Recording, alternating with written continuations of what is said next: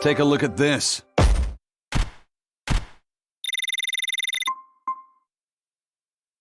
This recipe looks real tasty.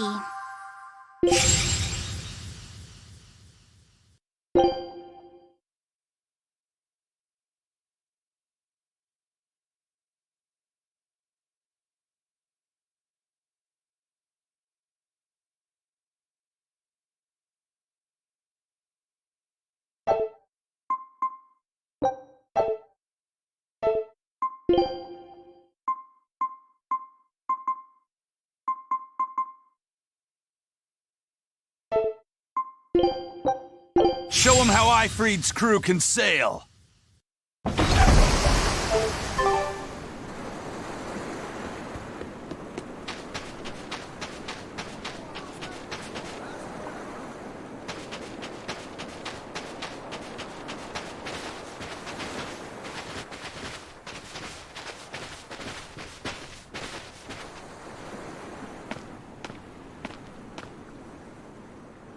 Who are you? The innkeeper's daughter. I happened to overhear you all talking about going to Palamedes, and... Did you report us to the Abbey? Report? But you already have an exorcist with you. If you have any business, talk with her then.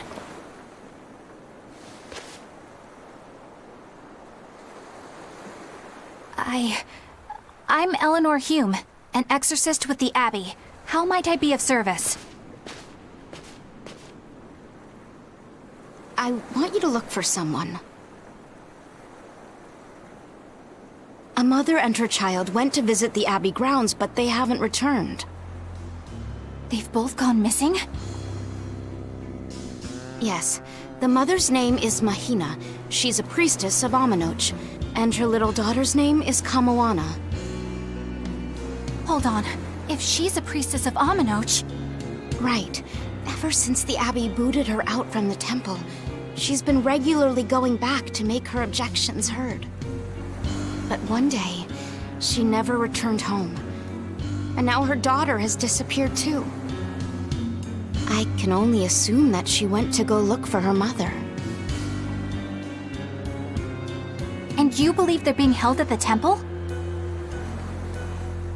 Oh no, ma'am. I just can't imagine Mahina would abandon her daughter like that. Kamoana is next in line to succeed her, so she's had a strict upbringing, but her mother truly loves her. Please forgive Mahina for her protests. I was just hoping you could use the Abbey's resources to track them down. I will do everything in my power to find them. Thank you. Thank you so much. Like Kamoana, I grew up with only my mother as family.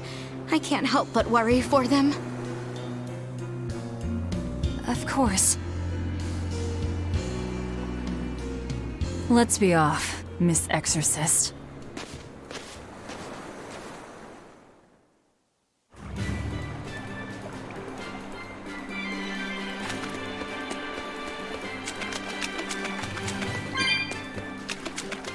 Eleanor, what's your game here? The mother and daughter, you mean? That's on me. I'll search for them myself. I don't care about that. Well, what then? Why are you actively helping us decipher the book, when we're using it to thwart the Abbey's plans? You think I might be deliberately misleading you? Laying a trap of some sort for you all? Are you? I think you're a lot of things, Demon. But foolish is not one of them. I want to know the truth. I want to know what Lord Artorias is trying to accomplish. And there's something happening in the world right now. I want to know what it is. Unfortunately, little old Eleanor has never been deemed trustworthy enough to be given such information. So, my only option is to find out for myself. You've got the soul searching down at least. The Abbey and your band of rogues follow two different paths. But something tells me either will lead me to the same destination. And so you don't see any need to lie to us? Exactly. And what'll you do if those truths don't line up cleanly with what you believe? I'm not sure yet. As honest an answer as any. Either way, It looks like you'll be working with us for the near future. Yes, for now. Hey, could I ask you something? What is it? About the Therians. I've heard you call yourself a Therian before. Is there any particular insight you have about them? No, none. Artorias said I was one, that's all. And that doesn't bother you? Does it bother you? Nope, not at all. If you're not worried, then neither am I. I'm surrounded by freaks. But was that truly the reason Ceres chose me? Velvet keeps picking on Madame Eleanor. They're total opposites, so I know they're just gonna clash sometimes, but Velvet takes it too far! You really think they're totally opposite? If Madame Eleanor is a white lily, then Velvet is a black rose. If Madame Eleanor is a soaring Pegasus, then Velvet is a wolf in the shadows. If Madame Eleanor is a plate of spaghetti carbonara, Velvet is squid ink noodles with seaweed. I don't follow you completely, but I think I get the point. I'm sure you understand. The two have nothing at all in common. And since they don't share anything in common, some fighting now and then just can't be helped. Well, they both have beautiful hair. Okay, but we're talking a noble exorcist and an aloof demon. Eleanor sometimes treats you coldly, and Velvet has helped me more times than I can count. Madame Eleanor gives herself fully to the salvation of others, but Velvet is bent solely on revenge. That means they're both motivated by thoughts of others. How is the cheerful and talkative Madame Eleanor at all the same as the brooding, taciturn Velvet? Both of them talk to me when it's just the two of us together. You're just trying to be contrary. I'm only telling you what I've experienced. Actually, I feel that Madame Eleanor isn't really reaching out to me. It's all right if Eleanor doesn't want to talk to you. I'm here for you, Bienfu. You aren't alone. That just makes me feel lonelier. Bien. You two are opposites yourselves. Huh?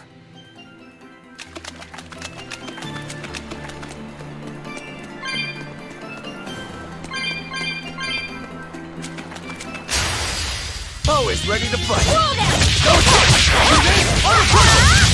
No mercy. No escape! Form two! Take this down. Roll down. Roll down.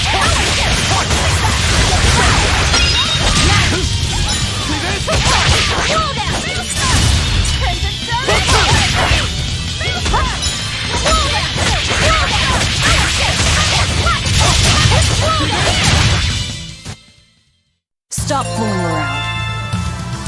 But I'm serious about my fooling around.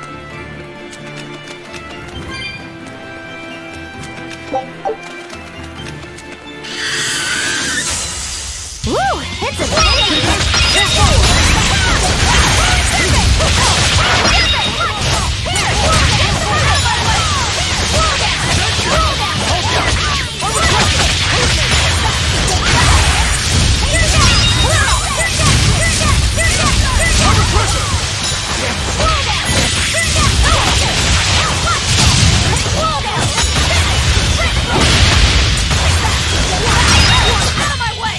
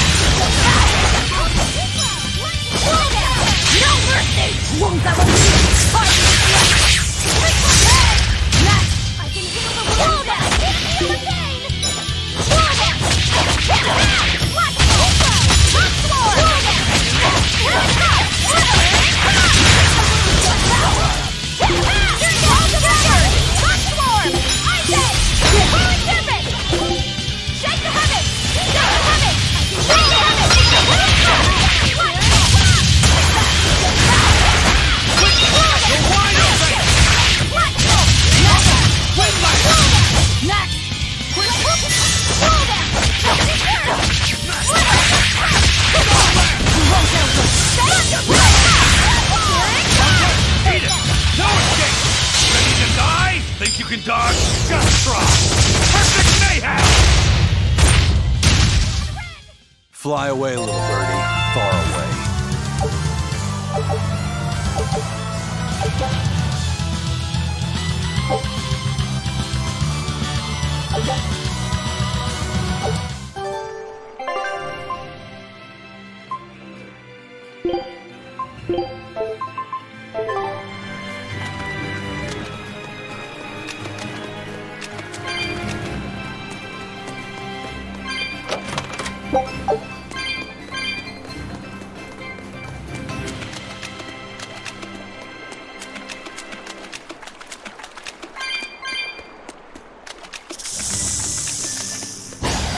Right then, let's get into this!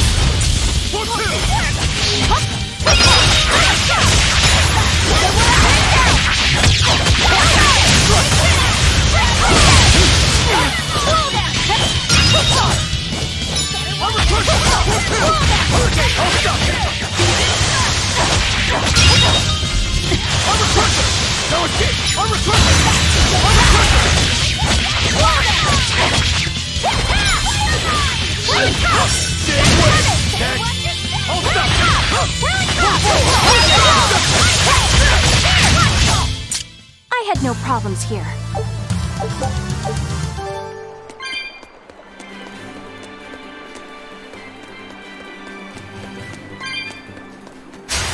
I challenge you!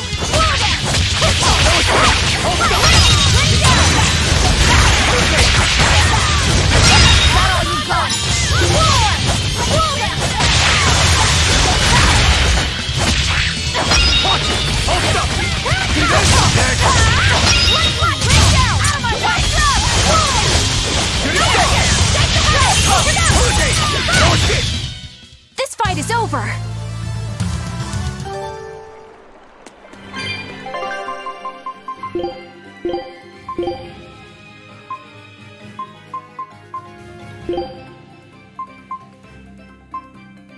I believe I let myself get a little too into it.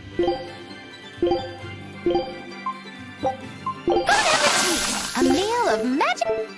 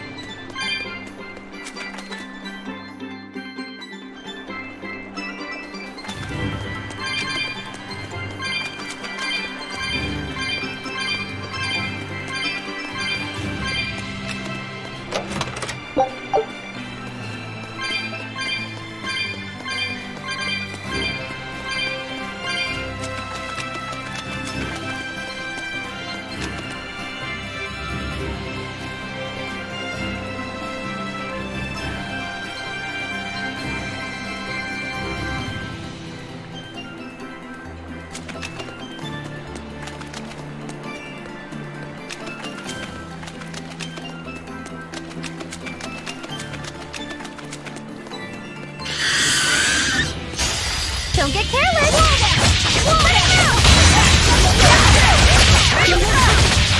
Here! Shake the habit!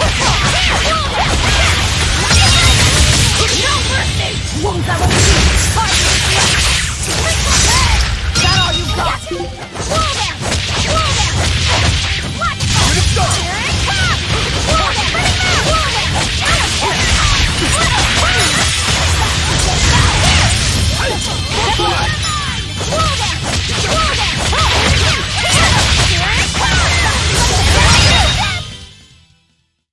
You really do have a peculiar air about you. Yeah, I don't think you're one to talk.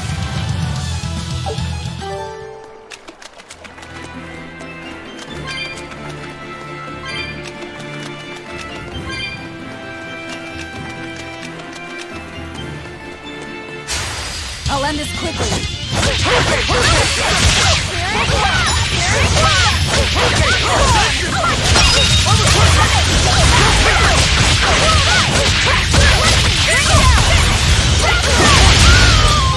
You're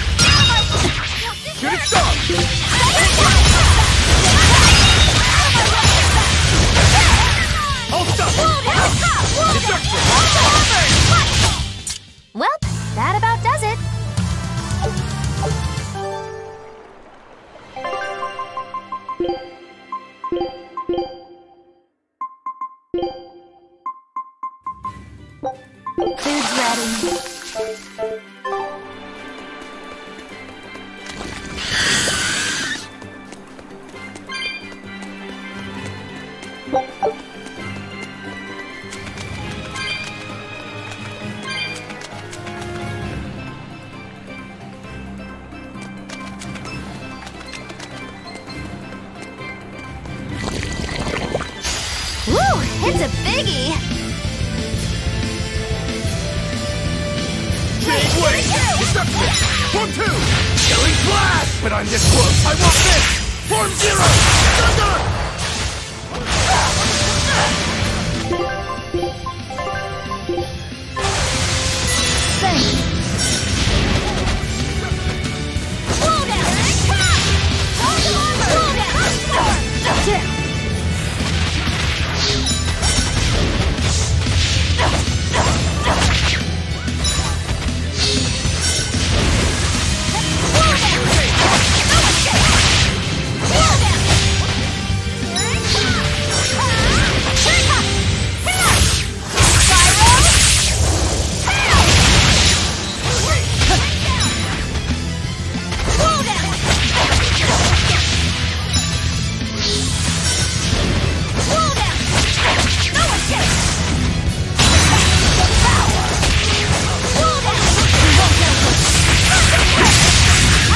I'll finish this! Pressure! Breathe in! Breathe in! Bubble! Hurricane! Armor crusher! Deception! Eat it! No escape! Hurricane! Eat it! Here! Now come! Rise! Arise! Ascending! Angels! Bubble! Wind lash! Stone lash!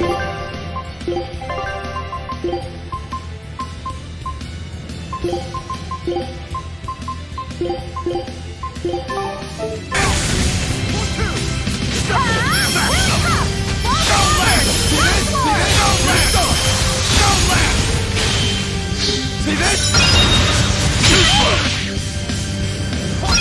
Eat it! Smash them! Stone blast! Eat it! Up! Crumble! Eat it! Up! No escape! Armor crusher! Good.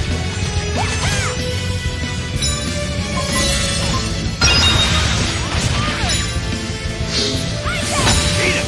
Up! No escape! Smash them! Stone lance! Stone lance! Hurricane! Haunted! Deception! Eat it! Up! There! 1, 2! There it is! Smash them! Good!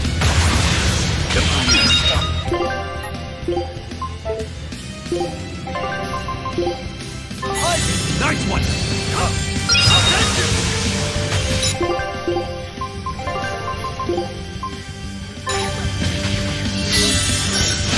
Too slow!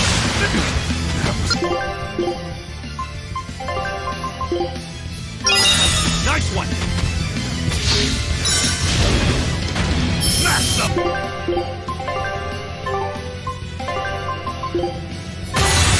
Stone lance! Stone lance!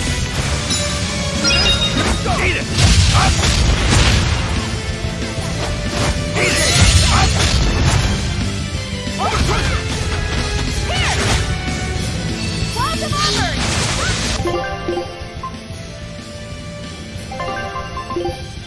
Oculus! Walls of armor! Rock storm! Here! Eat it! Walls of armor! Rock storm! Eat it!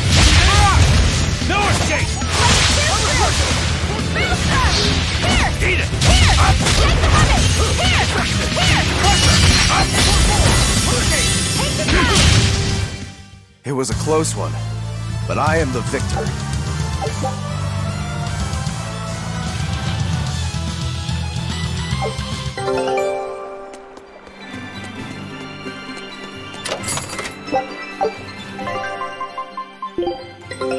Take a look at this.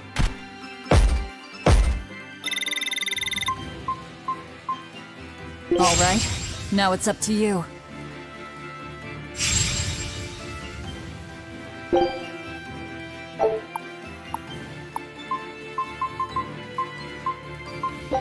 Scout ship setting sail.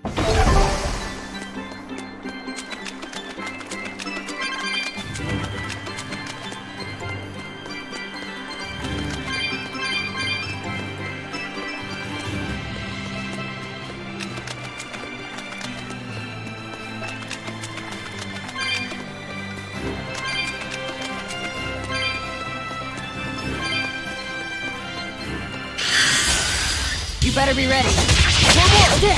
I'm a person!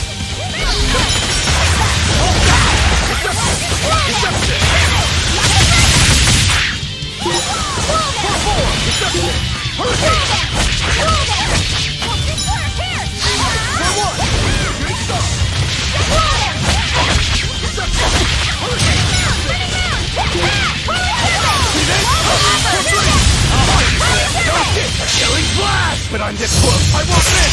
Form zero!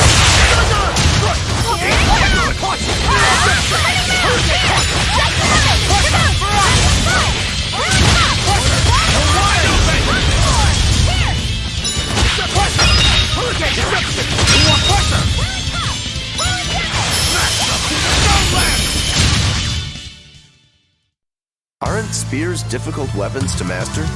I trained with them for many years. Many years, huh?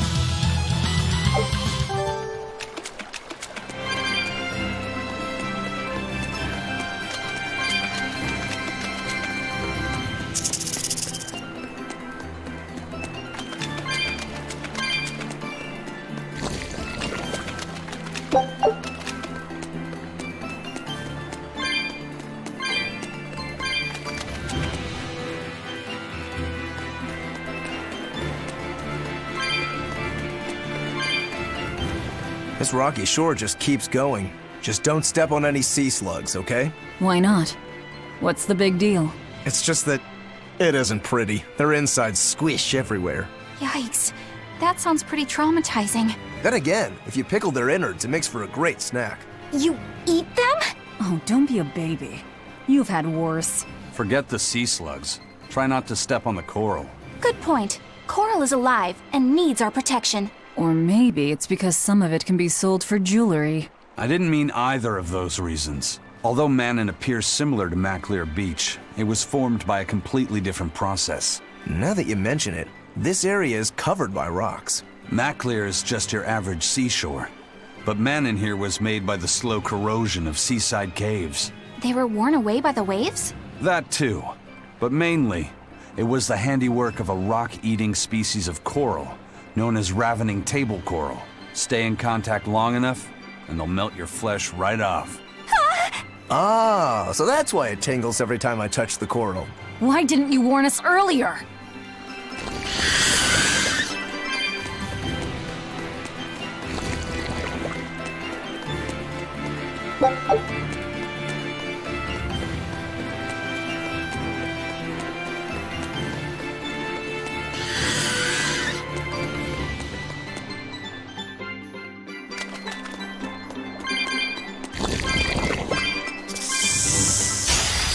I'll end this quickly.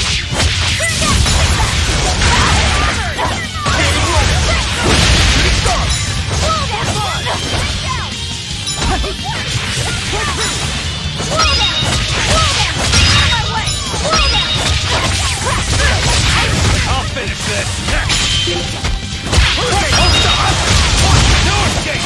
Wide open! Bird!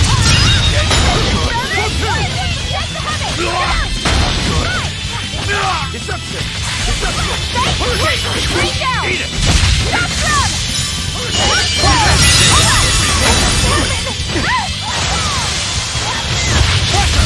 Wide open! Bird! Hurricane! Smash them! No land!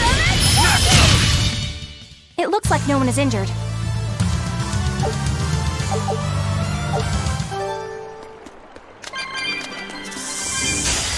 On to battle!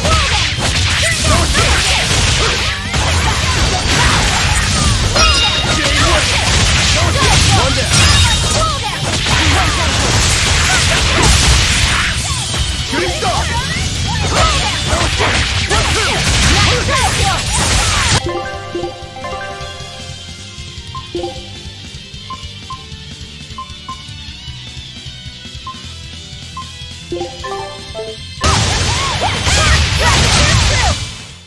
They were nothing.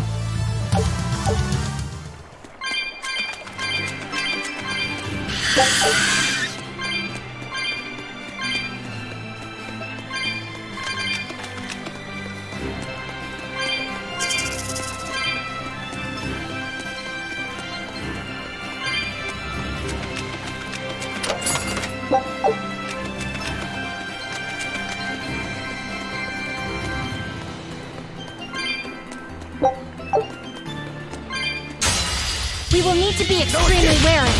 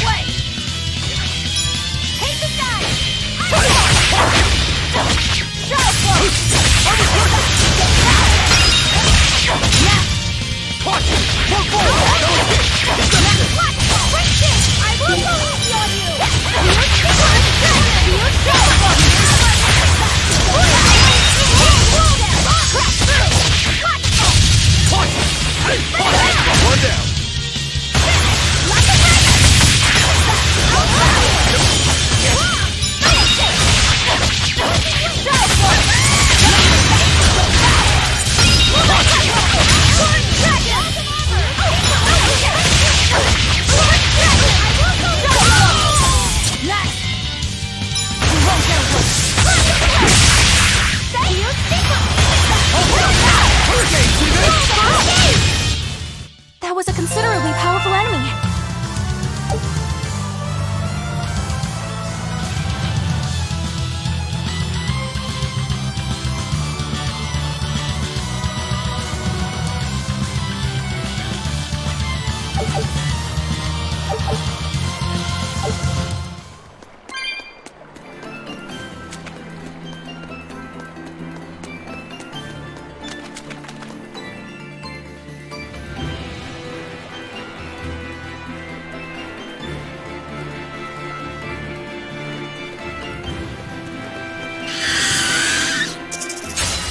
We will need to be extremely wary.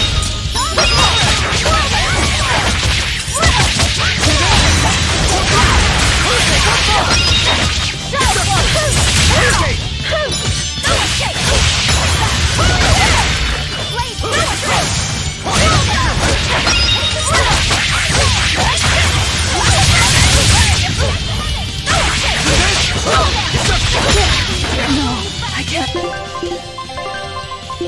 Die here.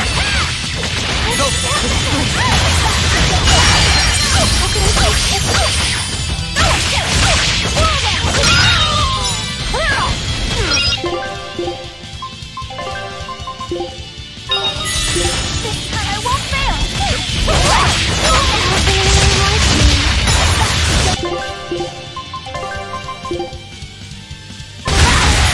You guys are the best. I can heal the wounds, but I can't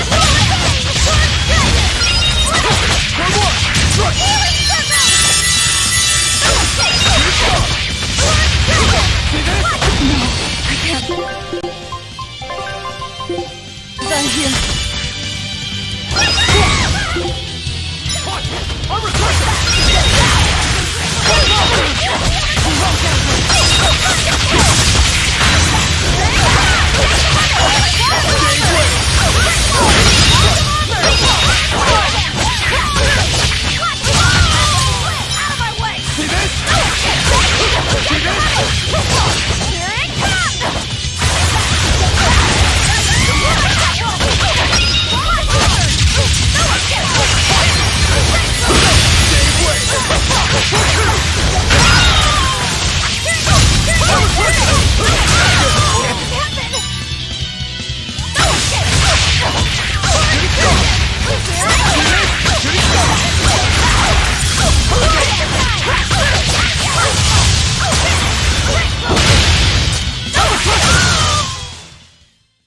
Even a short weapon is effective up close.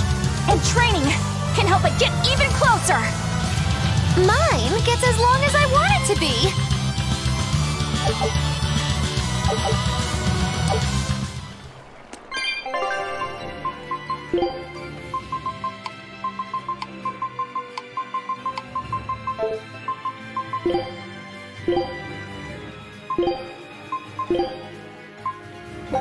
Food's ready.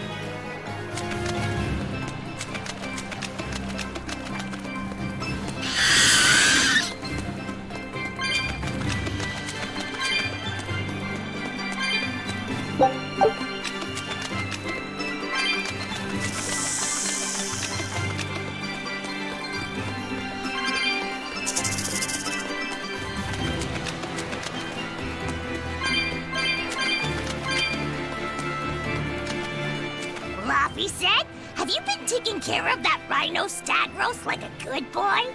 Of course! I make sure to feed it every night before I go to sleep, since it's nocturnal. How long are you going to keep on calling it a rhino stag roast? I don't know. It's a new kind of beetle, so it's gonna be hard to tell if it's really a rhino or a stag. You're asking a lot of questions. Bienfu, do you like bugs? Duh! I love rhinoceros and stag beetles both! What guy doesn't find them fascinating? Right? So which kind of beetle do you think it is? Rhino or stag? Oh, that's a tough question. But guess what? Miss Mogulu taught me a surefire way to tell. I didn't know there was a way to tell. Yeah, but if I do it, you gotta name it after me, alright? Come on! What guy doesn't wish he had a cool bug named after himself, right? And besides, Miss Mogulu told me that this technique is so good that it's only fair to have a bug named after you in return. So what do you say, man to man?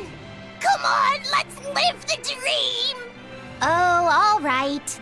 How can I say no to that? Besides, we all did work together to capture it anyway. Yay! Thanks, Laffy-Set. All right, show me the bug, and I'll tell you what it is. Miss Mogulu says you need to open up its outer wings and get a good whiff of the thin underwings. I'm pretty sure I remember rhinoceros and stag beetles smelling really nasty under their wings. Is it really that bad? Why not find out for yourself?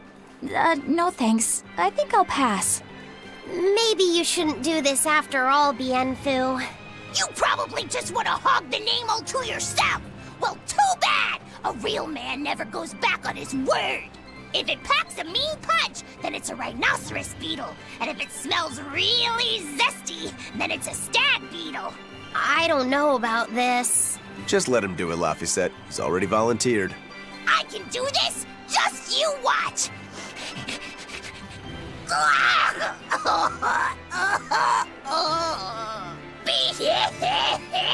This smell is the most bad thing that ever bad in it! Whoa! He fainted with his eyes still open! Hey! Wake up! Wake up, Bienfu! Miss Mogulu, as soon as I smelled it, my nose literally exploded. He looks like he's having a bad dream.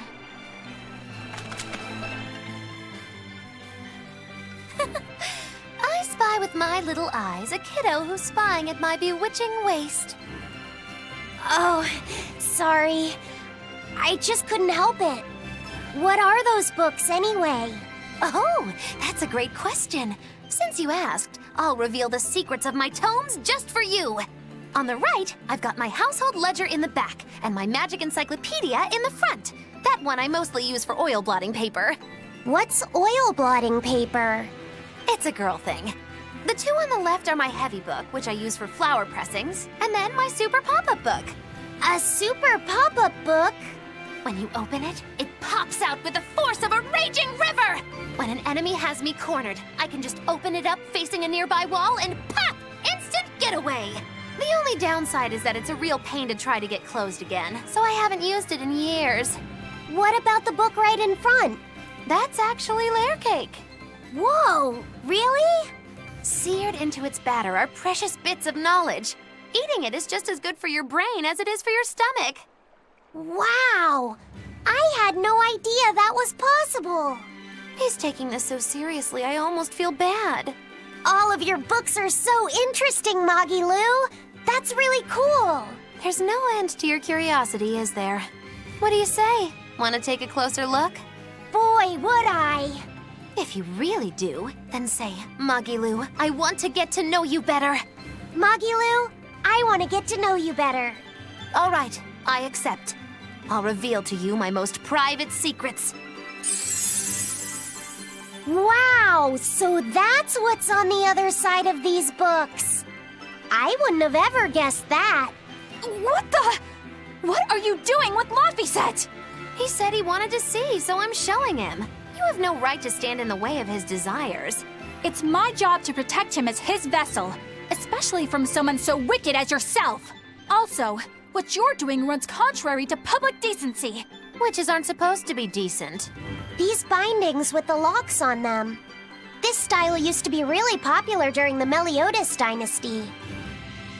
Now that I know you're such a bad influence for him, I'll be keeping a closer eye on you. If you can't learn to take it easy, nobody's ever gonna want to marry you, you know. Like you're a shining example of marriage material yourself. Hey, Magilu, could you turn them over one more time? I want to see how the book's attached to your belt. Yeah, sure. Hey, Magilu, I was wondering about that book you have on your waist. The one you called your heavy book, for flower pressings. Your curiosity truly knows no bounds, does it, kiddo? Okay, nobody else knows this, but since you're so interested, I'd hate to leave you hanging. My heavy book, the one I use for flower pressings, is none other than a collection of Bienfu's poetry. Bienfu likes to write poems? Yep, you'd never guess it, but he's actually just about the best Moloch poet around. Some people even call him the Great Norman Poet. Here, I'll read you my favorite one.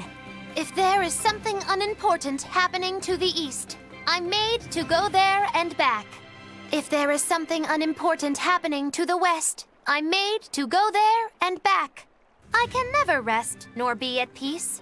Every day my life is a living hell. That's heavy stuff. Isn't it? That's what makes it so good for pressing flowers. It's so wonderfully, oppressively heavy. Magilu, your face has gone all sinister looking.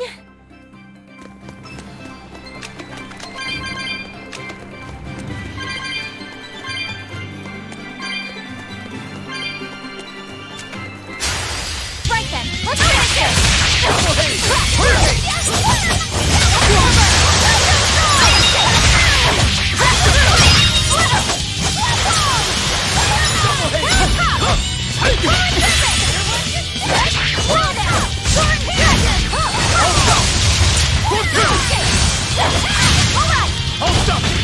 One down. We're finished here. Let's go.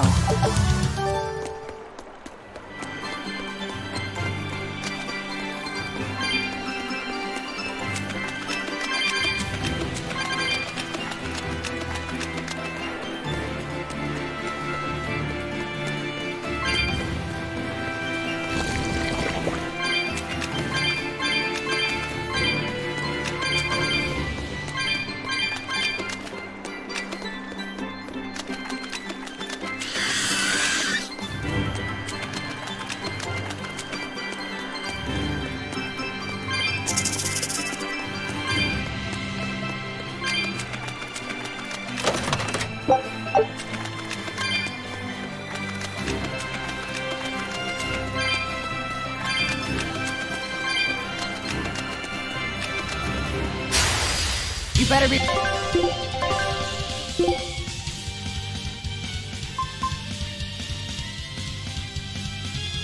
You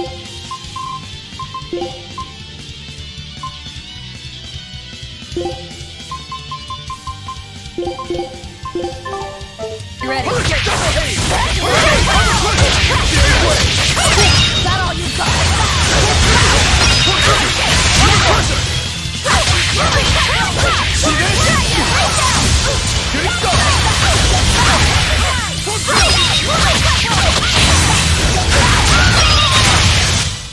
We're finished here.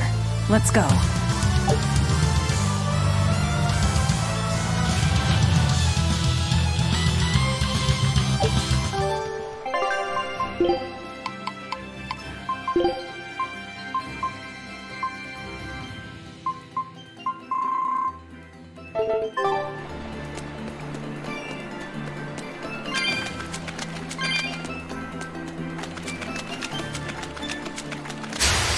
I'm ready for this.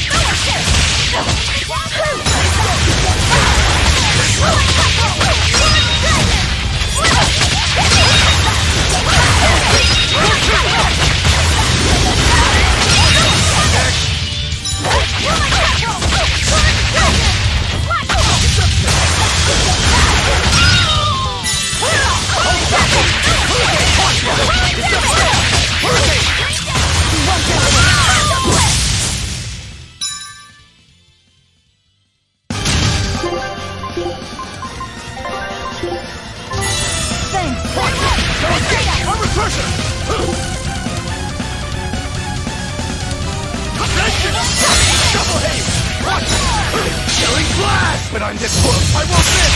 Form Zero!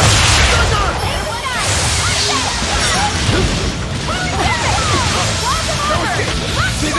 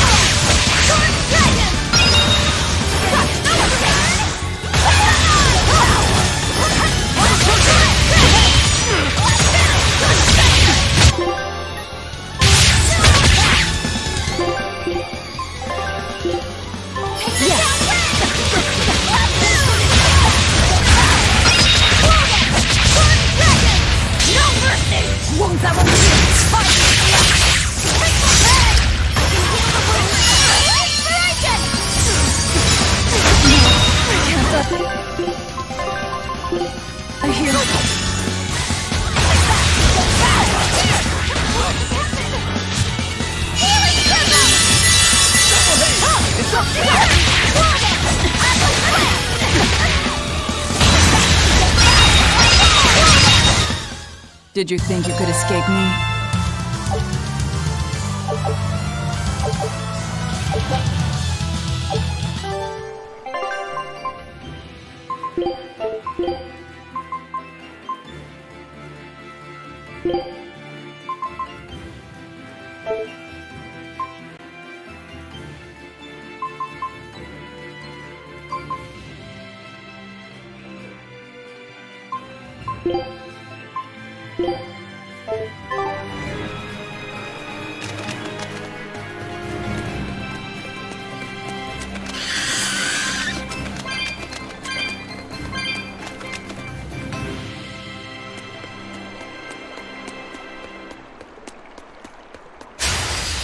To dish out. Thank you.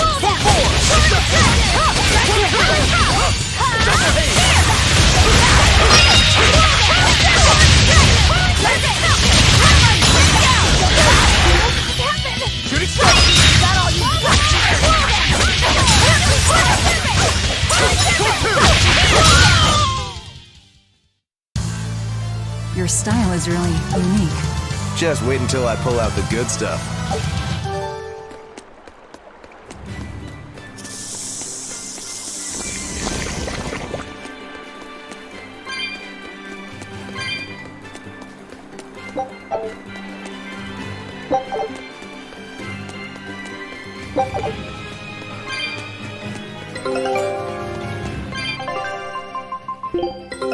Take a look at this.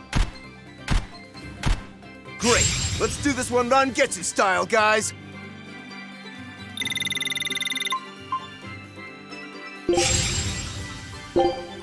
Scout ship setting sail.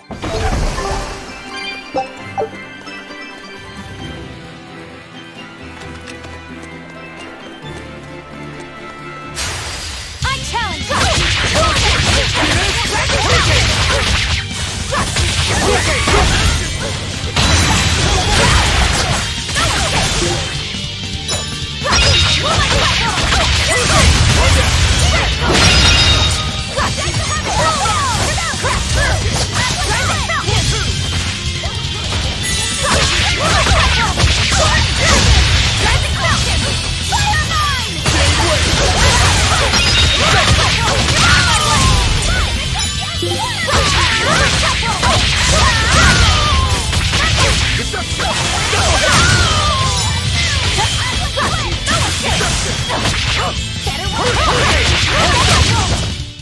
I'll cut down anyone in my way!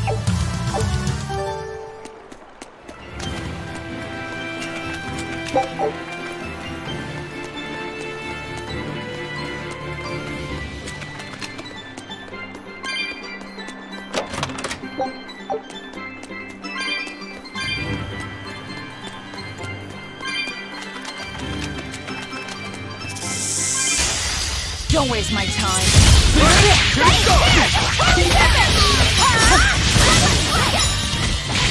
Shooting star! No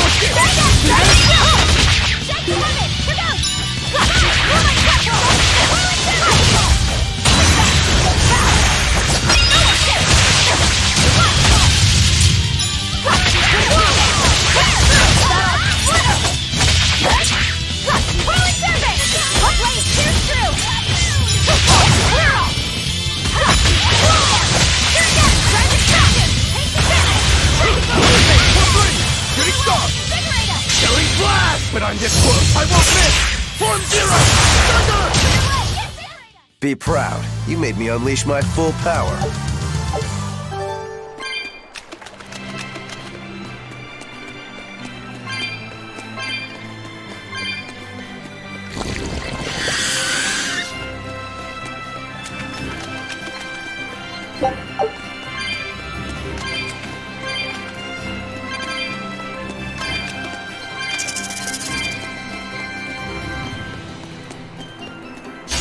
I'll end this quickly.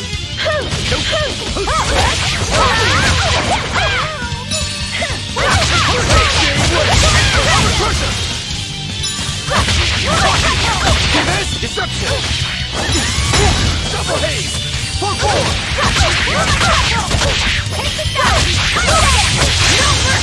Won't that one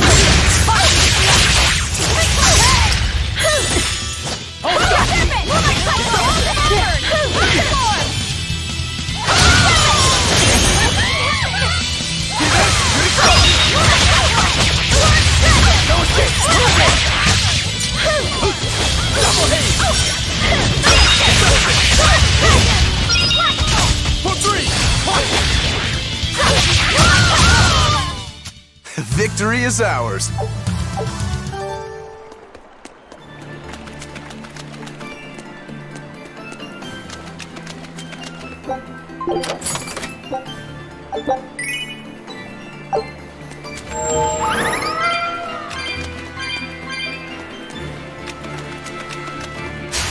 On to battle!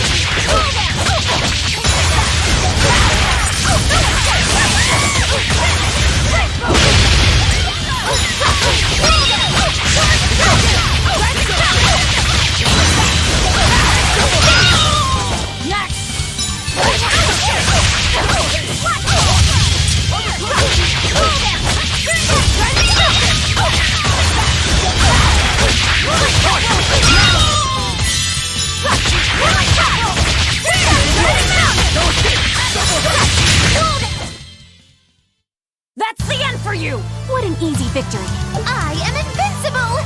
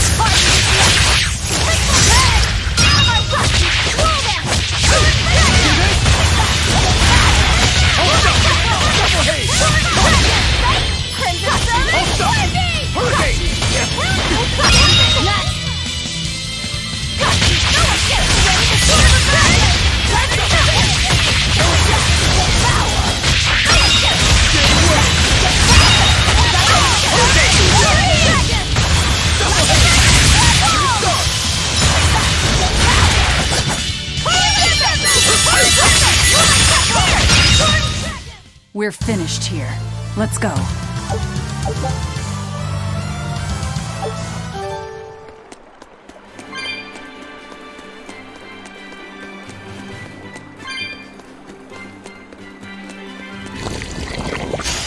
On to battle! No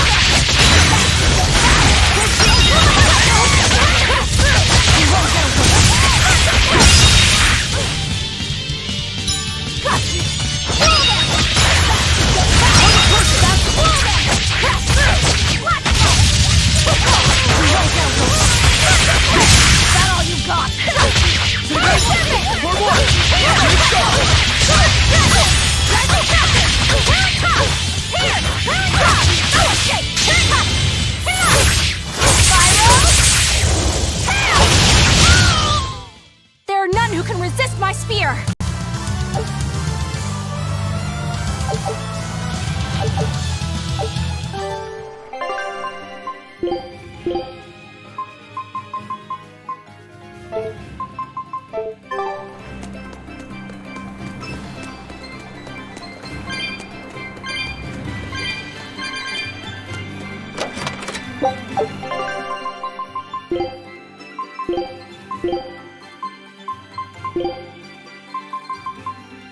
Food's ready.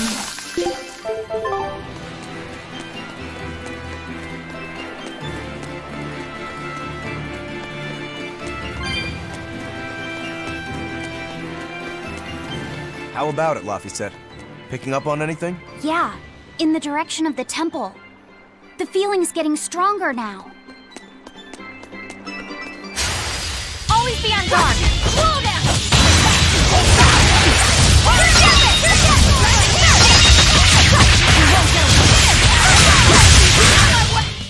Come on, put up some fight, okay?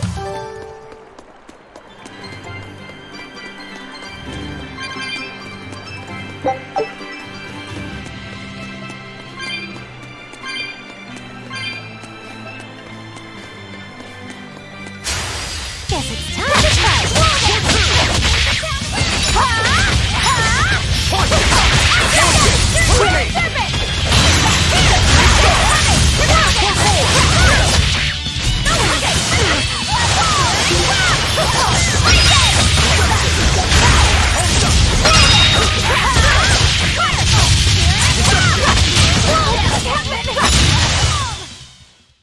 Not bad. You too.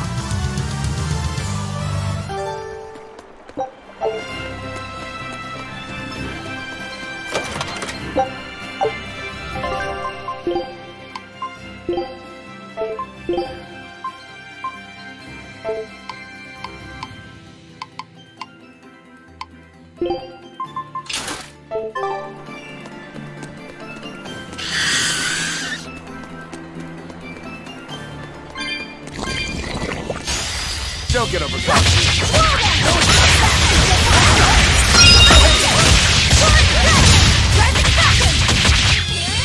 No escape!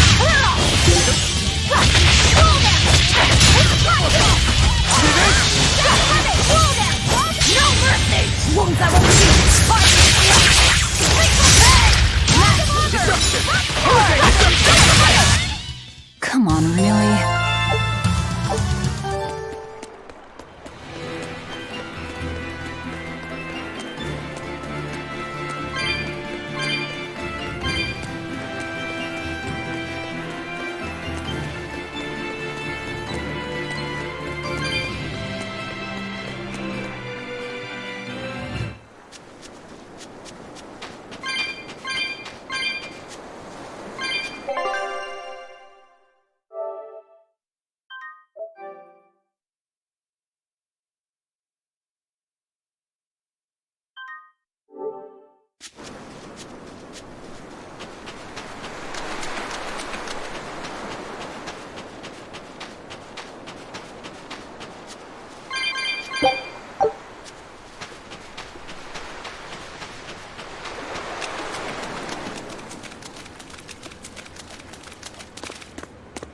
What's this?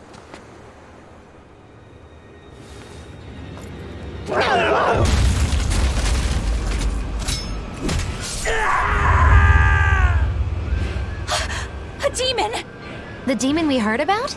Sounds like it's having fun. Then we'll use this distraction.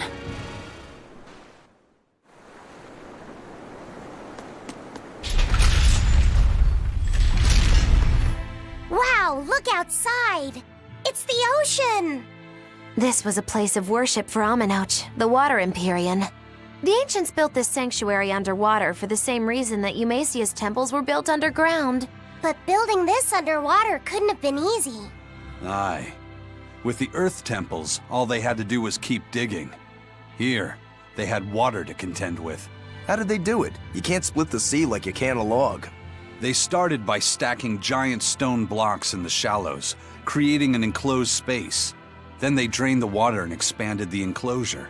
Once they had done that enough times and secured enough dry space, they were able to dig into the sea floor. It's mind-boggling, isn't it? The humans believed that by going through such great hardships to build these temples, they could show the depth of their devotion. Additionally, current research suggests the site of this temple once sat on the seacoast. What? Are you saying I'm wrong? No, I'm only reporting what I've read in academic journals. How would coastal ruins sink into the ocean? When the Empyreans began their slumber, the land shifted, and this temple was swallowed by the sea. Scholars were able to prove that the sand and the heavy stones formed an airtight seal around the structure. Later, people carved an undersea tunnel to connect to the temple, bringing it to its current state. Now that you mention it, I think I read that book too. Revised Theories on Ancient Architecture, right? That's the one. Have you read it, Aizen? No, I only read the first edition. The problem with the stone enclosure theory is that each time you expand the enclosure, the innermost stones have to be carried out.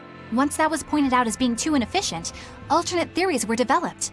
The revised edition has a number of competing theories. I highly recommend reading it. I will then. So, wait, was that a complete rebuttal of Aizen's explanation? That was not my intention. It's okay. Archaeology is a continuous process of asking new questions and making new discoveries. Prevailing theories change all the time. What's it matter anyway? Let's just get going. There's no Empyrean here, right, Aizen? If you're worried about it, why not flip that coin of his? Heads, no Empyrean. Tails, Empyrean Central. But it always comes up tails. Like I said before, these temples are nothing more than places of worship built by human hands. The current religion started when humans, fearful of natural forces, began to worship four gods they called the Empyreans. If you're concerned about whether or not one is sleeping in these ruins, just remember that their very existence is only legend. Be that as it may, Inominat certainly exists. Aye. But I've never heard a single story of anyone actually seeing an Empyrean.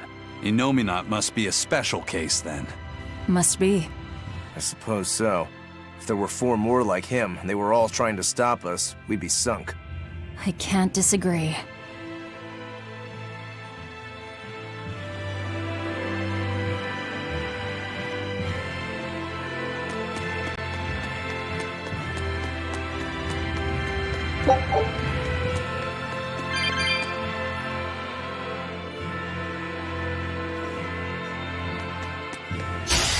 Don't get overconfident. Double hit!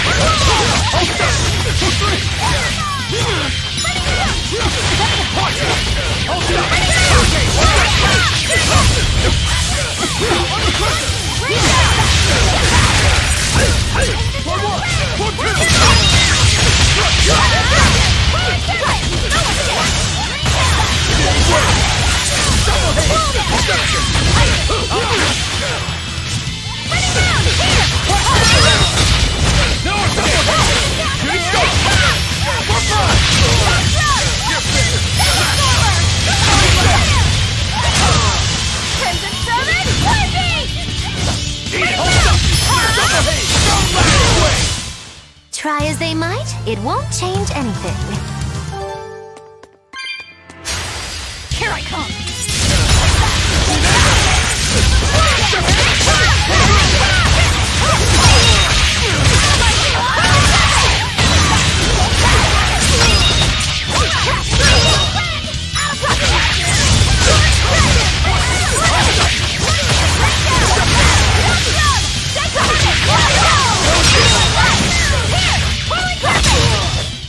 We're finished here.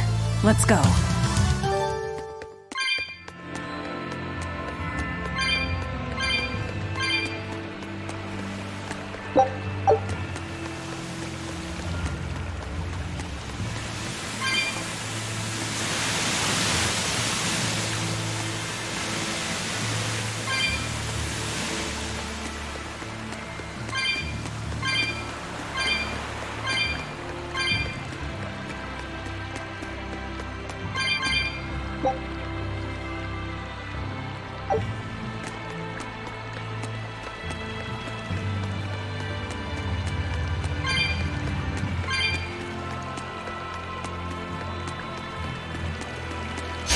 I'll end this quickly.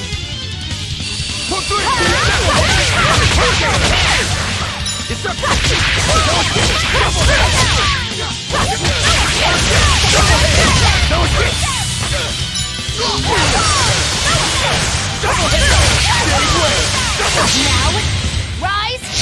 Arise! Ascending angel!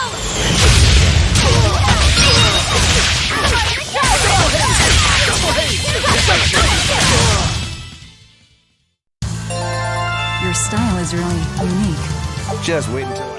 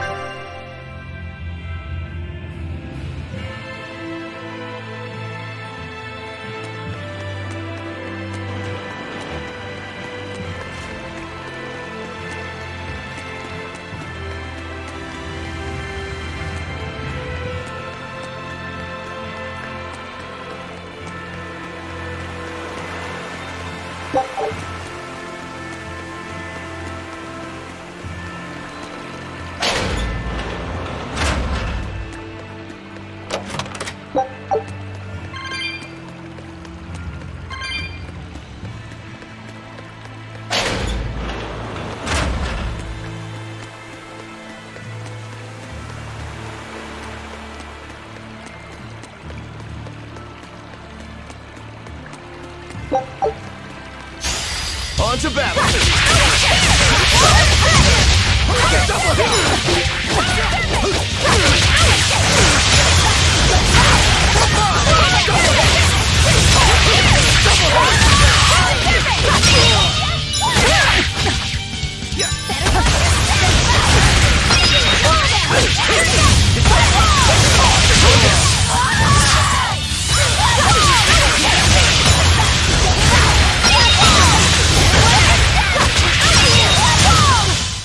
Well, that about does it.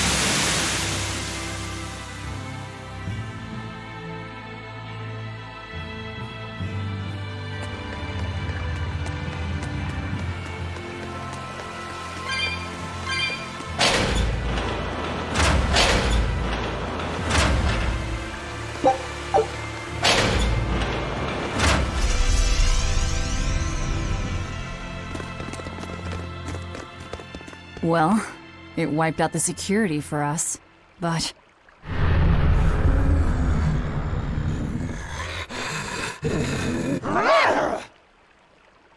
Well, look at that. Wolfie's got the crest of Aminoch, the same pendant worn by priestesses. Then that makes this demon... Yeah, she must be the missing mother, Mahina. Can't be.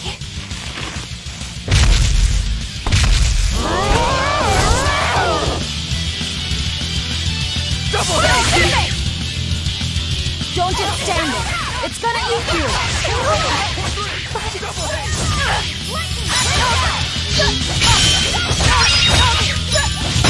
Shooting star! No escape!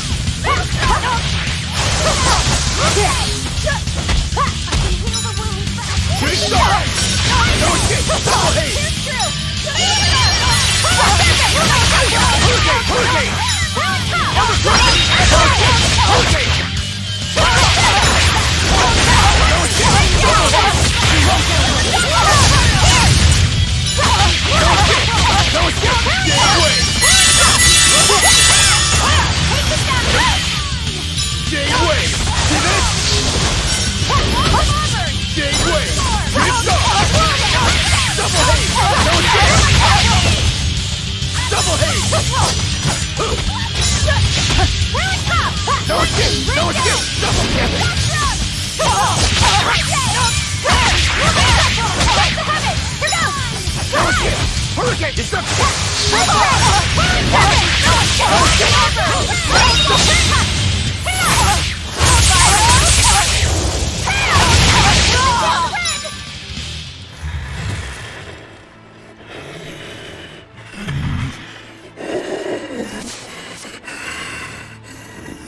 To think a priestess, beloved by her village, would become a demon.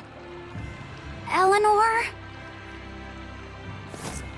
She's never going to be the same again. This is the least I can do for her.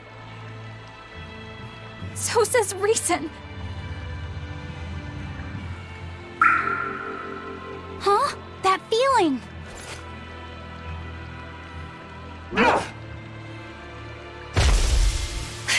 Damn!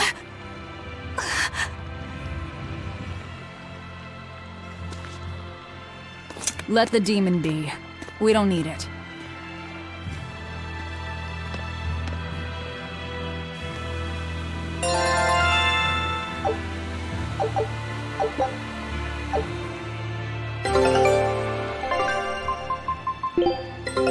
Take a look at this.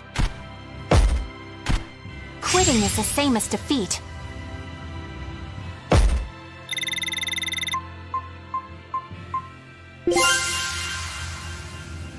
All right, now it's up to you.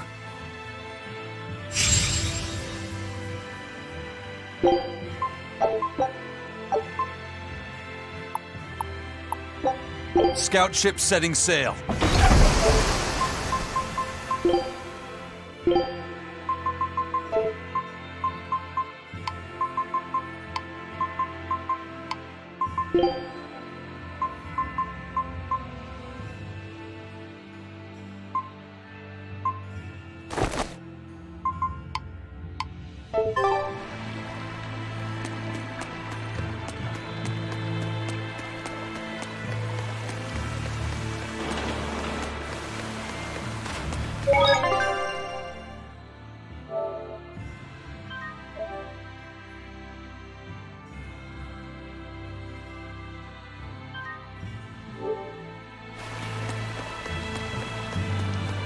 That demon. I guess she caught demon blight when she was looking for her daughter. Yeah, that's what the girl at the inn said. But even after turning into a demon, she's still searching for her daughter. Well, Rokurok, Korogane, and Dial all remember what they wanted when they were human, right? Demon or not, she's a mother. It's no surprise she would still be protective of her child. It could be that. Or it could be something else. Well, I hope that's what it is. I know that must be how she felt as a human. But demons don't have a sense of motherhood or any such thing. You saw how violent she was. She's not Mahina anymore. When she became a demon, she lost all capacity for empathy and love. It's heartbreaking, but it's the truth. Velvet and Rokuro still have empathy.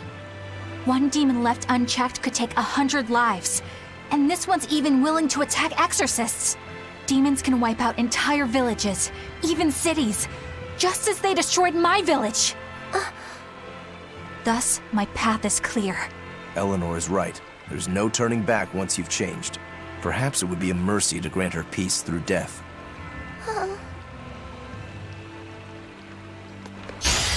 Here I come!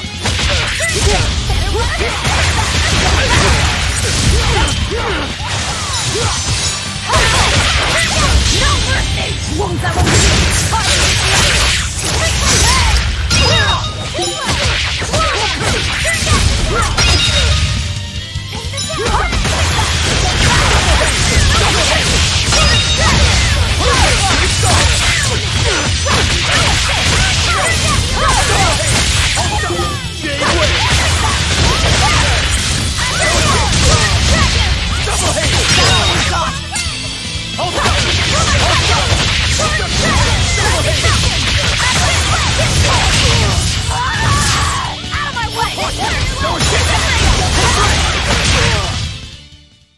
Victory is ours!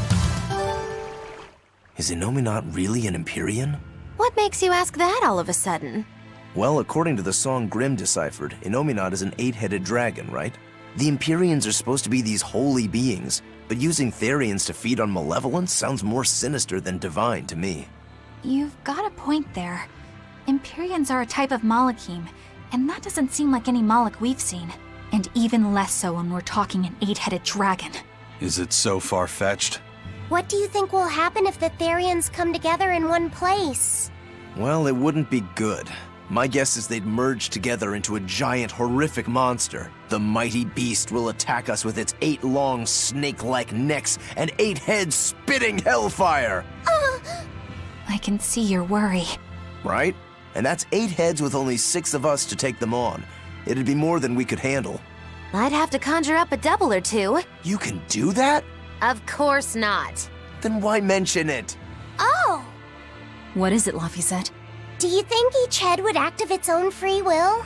Because if they do, they'd be uncoordinated, bumping into each other and going this way and that, giving us an opening. If we fight as one united whole, I know we can win. Yes! If we work hand in hand, victory is ours. Right, everyone? Huh? Us? United? Have you looked at us recently? Well, I mean, maybe.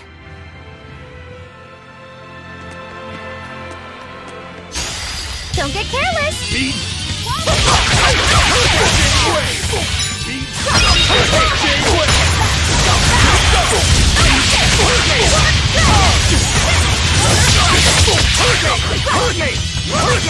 Chilling blast! But I'm this close, I won't miss!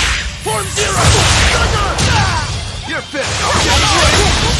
Gave way!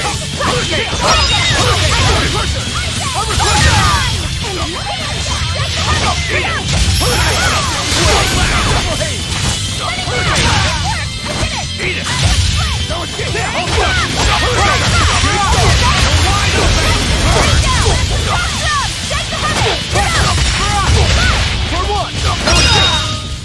If you want to live, get out of my way.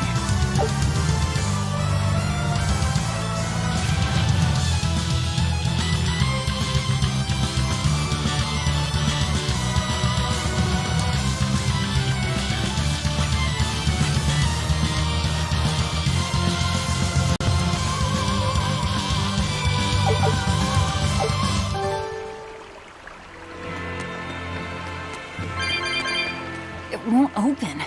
Is there some sort of trick to it? Well, you could always try busting through it, but I wouldn't. Who knows what sort of traps you might trigger? I know. Look at that diamond-shaped stone in the door. Haven't we seen that somewhere else? You're right. It was on the pedestal with that chalice. That huge thing? You must have some sharp eyes there. I was more interested in what was inside that chalice. So, what? That chalice is the key? Somehow I doubt it'll be that simple. Some stones are colored and some aren't. It must hold some kind of significance. I think you're right.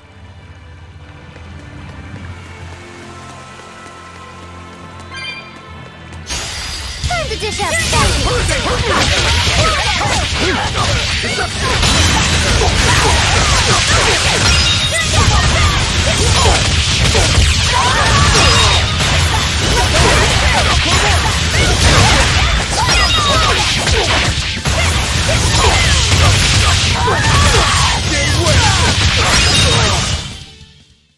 Stop fooling around. But I'm serious about my fooling around!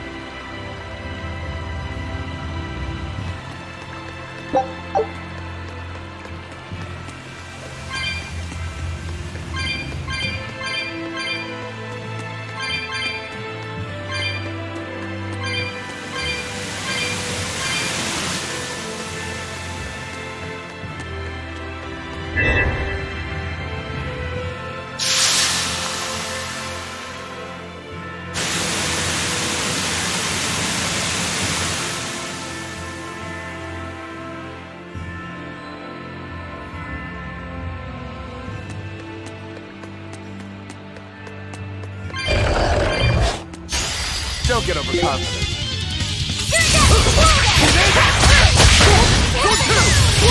Okay, reception! Go again!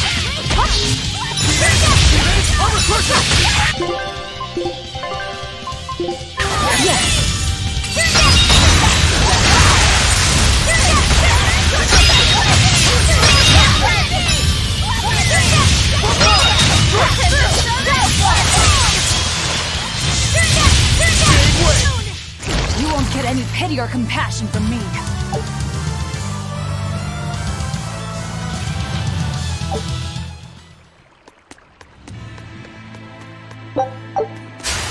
I'm ready for this.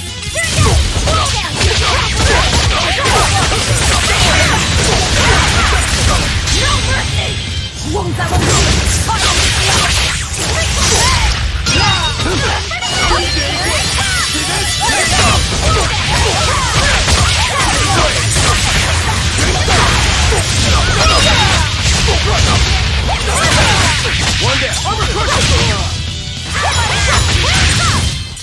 Yes, yes, I know, I'm incredible.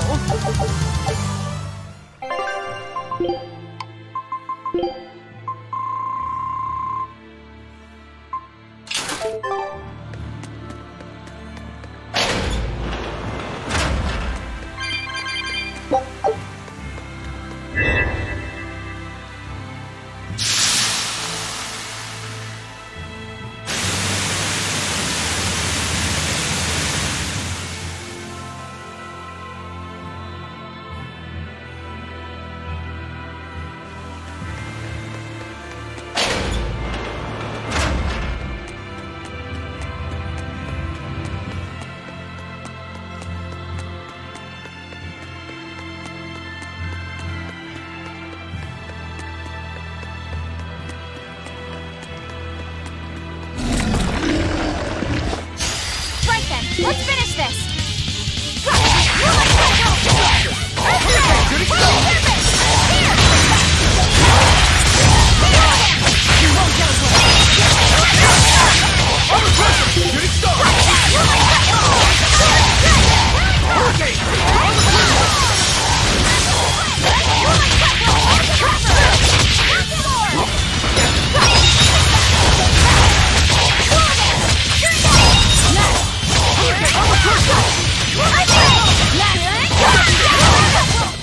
Well then, let's move on.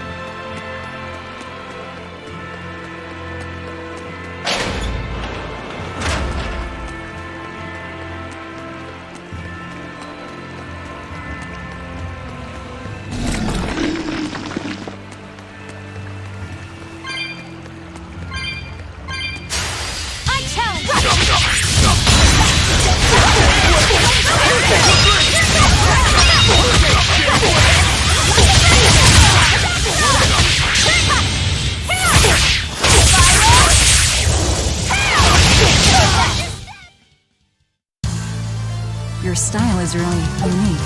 Just wait until...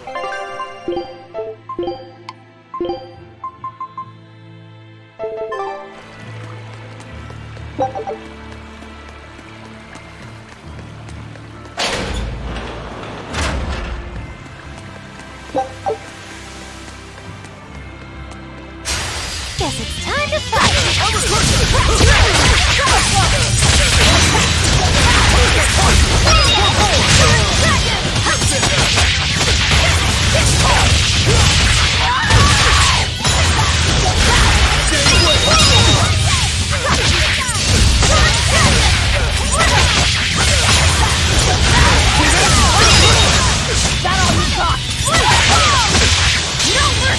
You thought I'd stop there? Annihilating? Did you think you could escape me?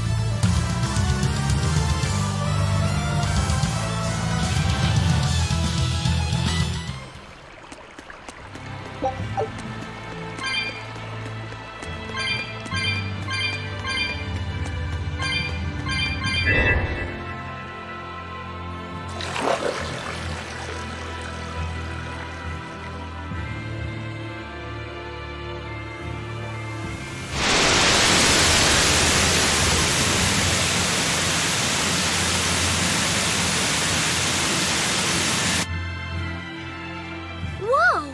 A water bridge!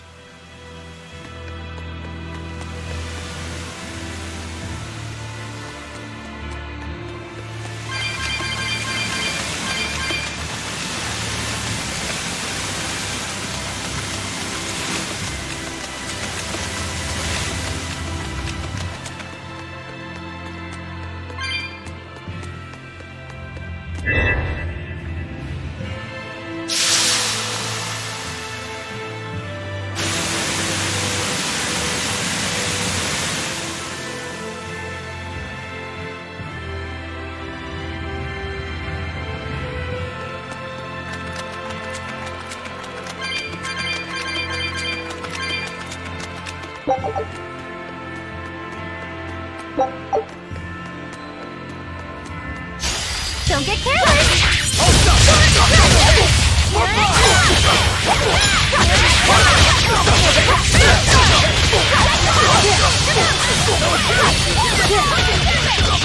Killing flash! But I'm this close, I won't miss! Form zero! Thunder! One down. Hurricane Better one. Yes, yes, I know. I'm incredible.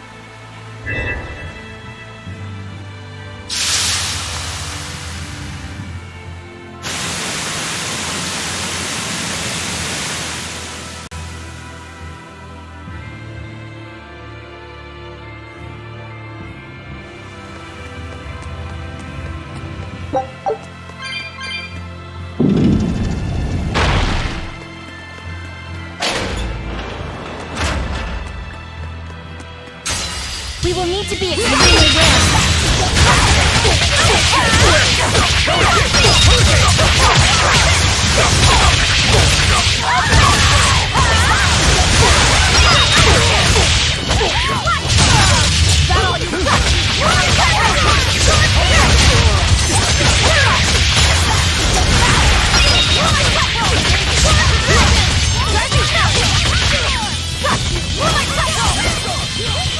Double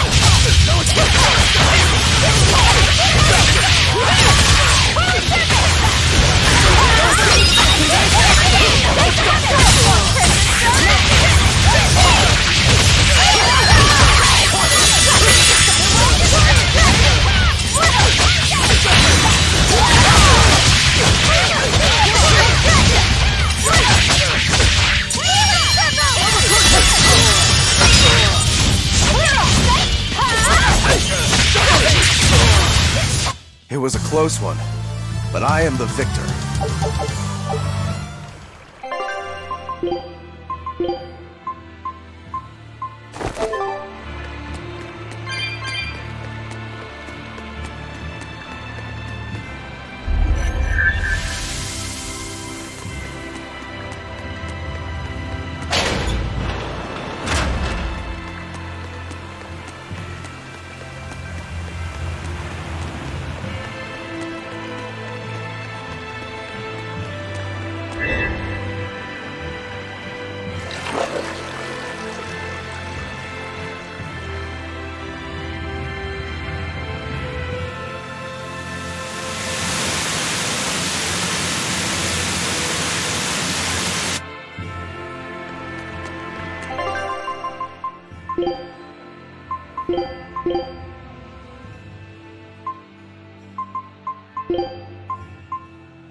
Food's ready.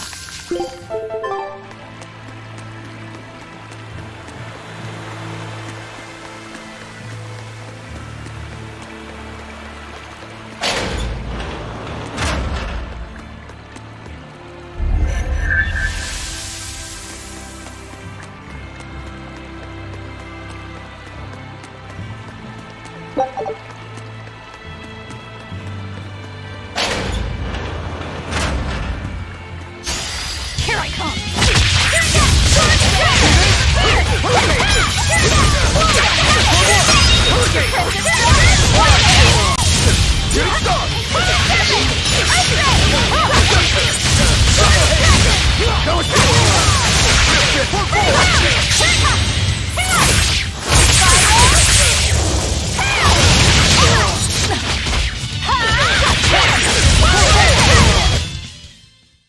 You really do have a peculiar air about you.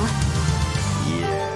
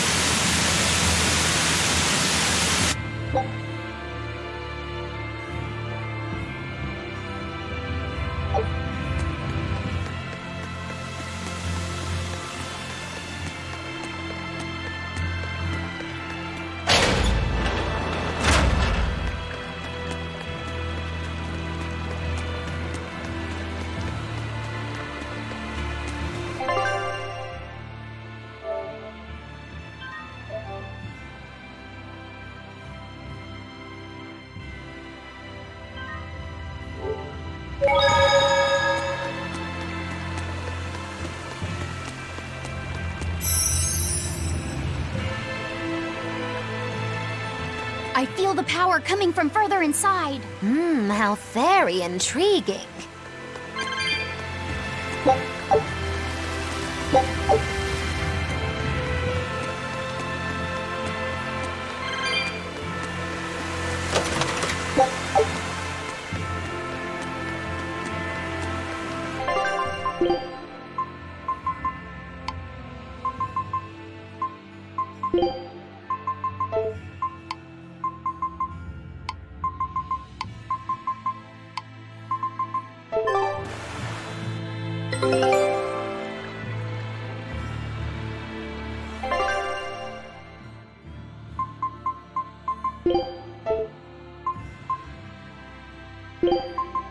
Fighting is scary, but okay.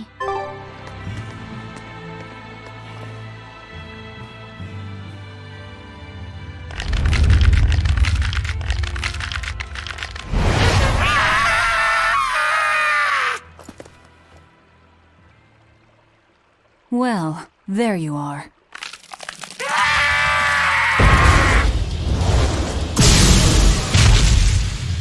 That barrier again! Looks like we were right. Another Therian. Just as Velvet conjectured, each of the 7 heads seems to assume a different form.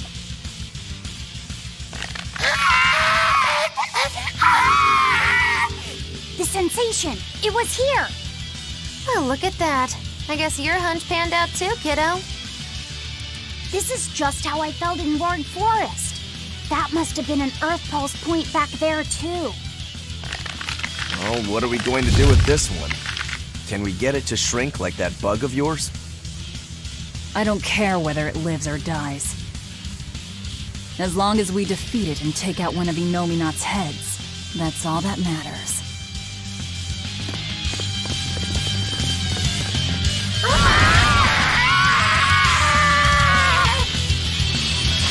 Try not to let it eat you. That'd be very uncomfortable. Double haste! Your place! You broke me! Here's your justice! Fight in order! For 5! For 5! I'll stop you!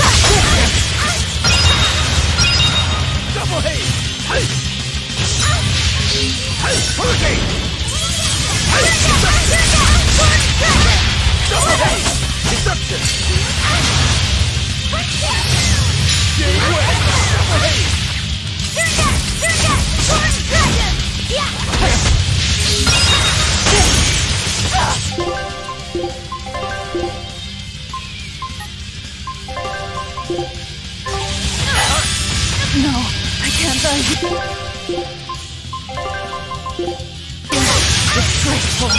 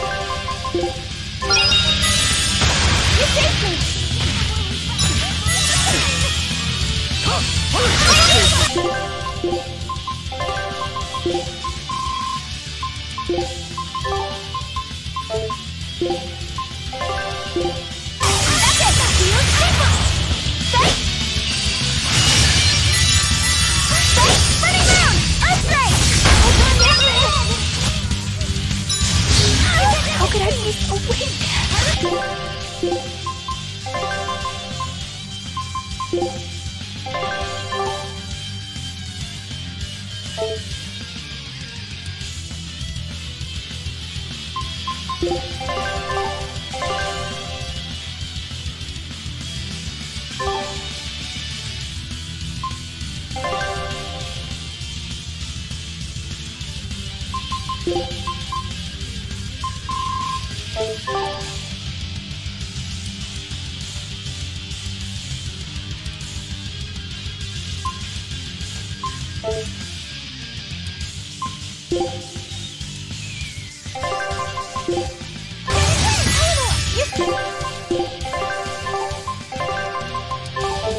me!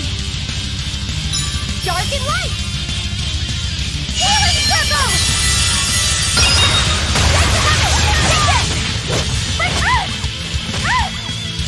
I can heal the wounds, but I can't heal the pain!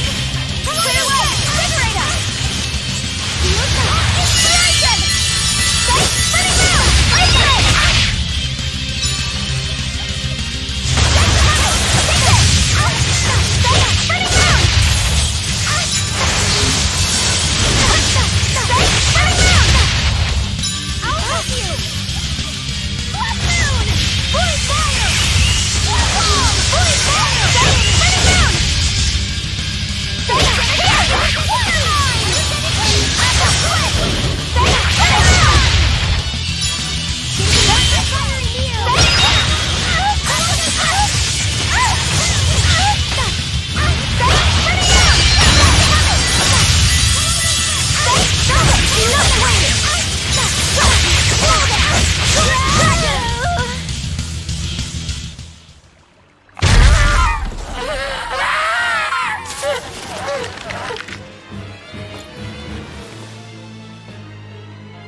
I don't think this Therian's getting any smaller.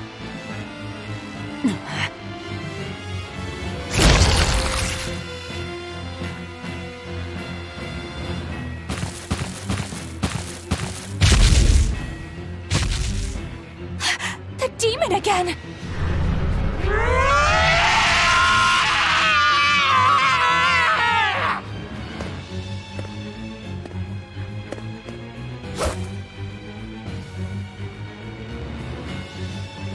I'm not letting you go this time!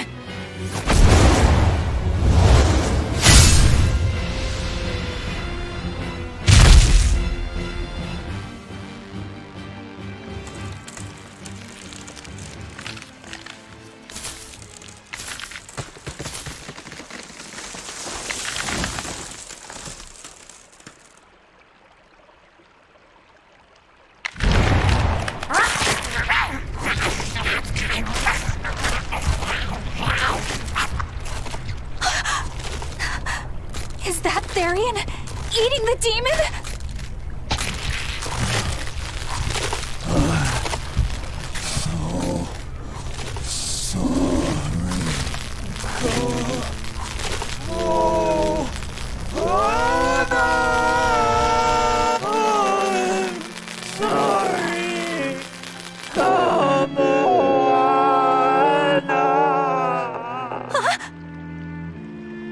The Therian! It ate her! Malevolence must refer to demons, then. Feeding on demons. I know what that's like.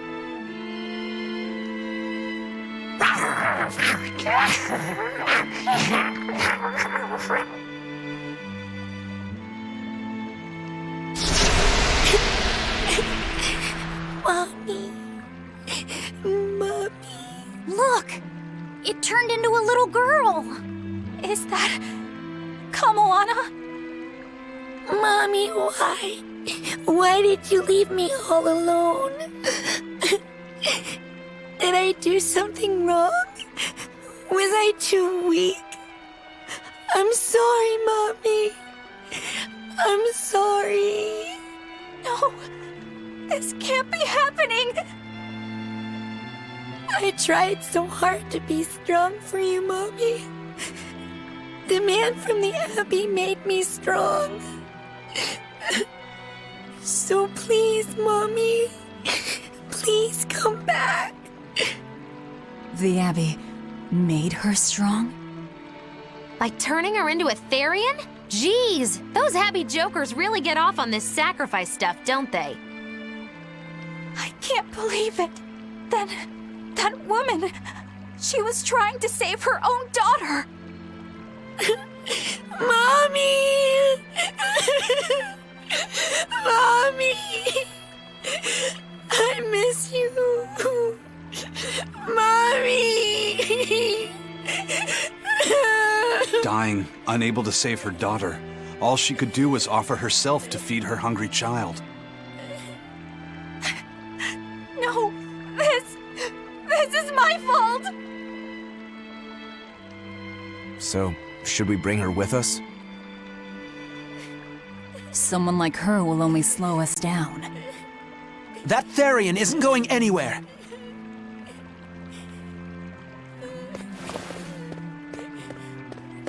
Oscar, what is the Abbey doing? Please tell me, I have to know. Eleanor!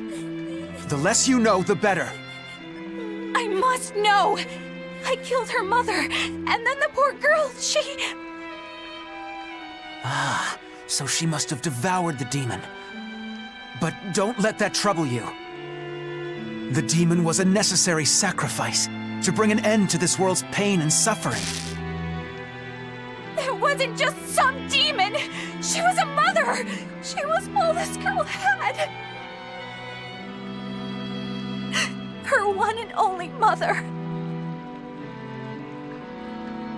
Be that as it may, those who possess strong wings must...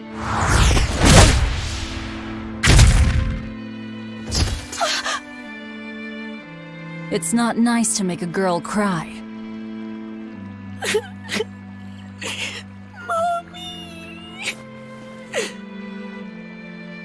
Kamawana. It's now or never.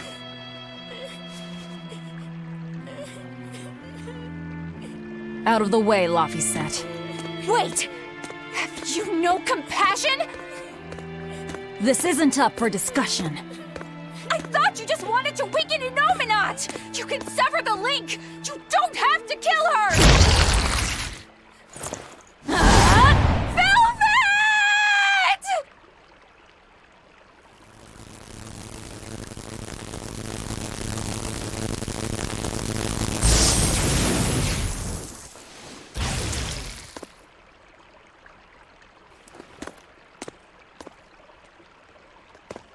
Oh, someone's had a change of heart.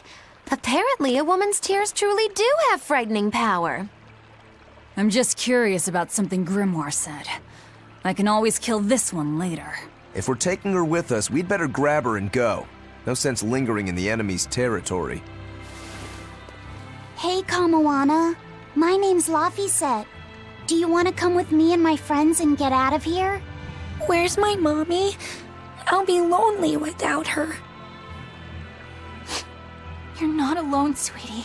I promise. Even if she's far away, your mother will always be looking over you. How do you know? Because... that's what my mother does for me, too.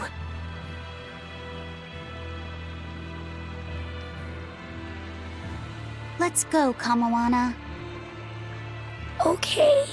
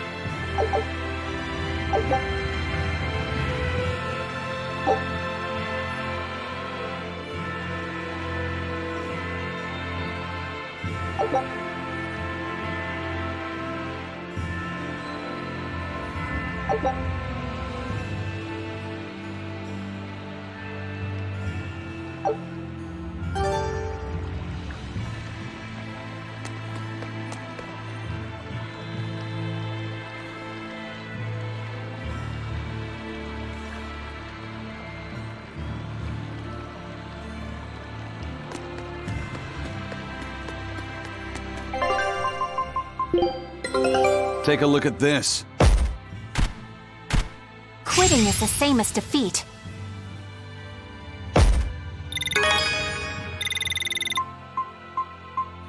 Wow, they found a whole bunch.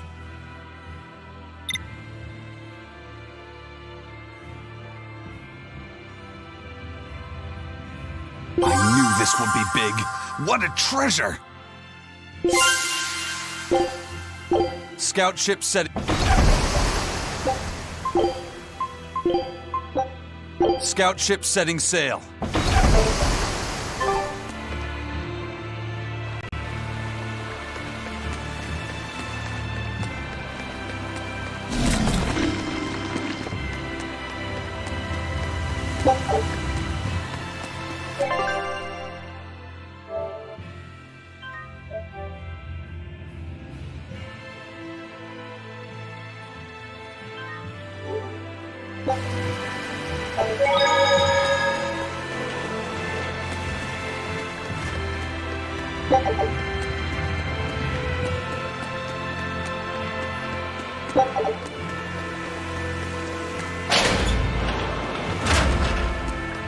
Not good. The malevolence is getting stronger. My. The effects are already starting to show.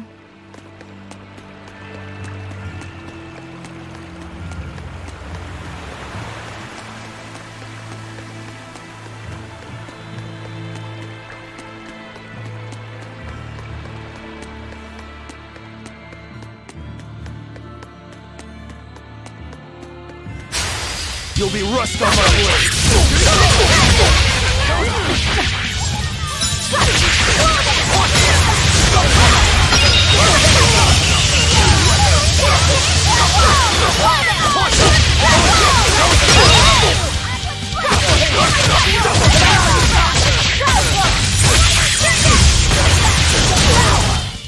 Hey, is everyone all right?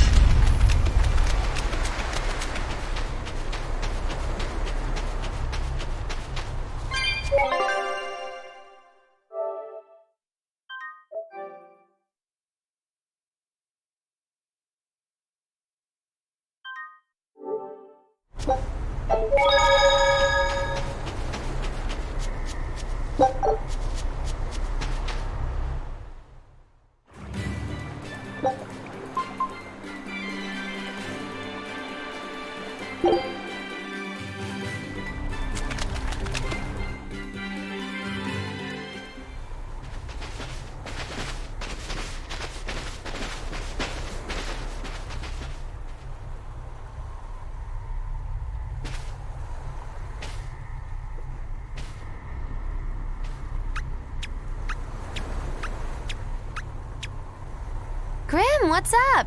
Did you come to share something else you found in that book? Not quite. I'm afraid the malevolence has grown too dense for me to hole up at the inn reading. Malevolence?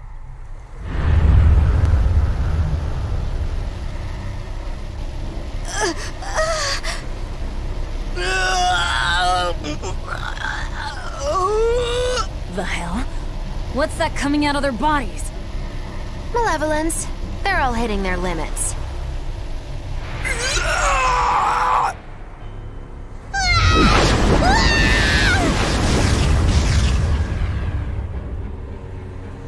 Demon Blight!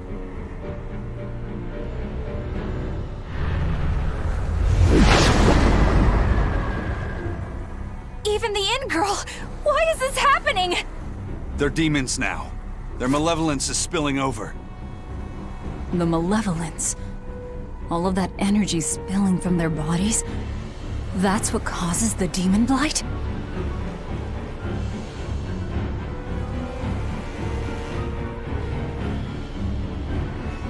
Do you know what demon blight really is? What demons are?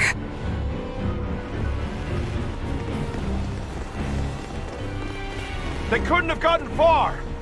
Track them down at all costs! We'll talk later.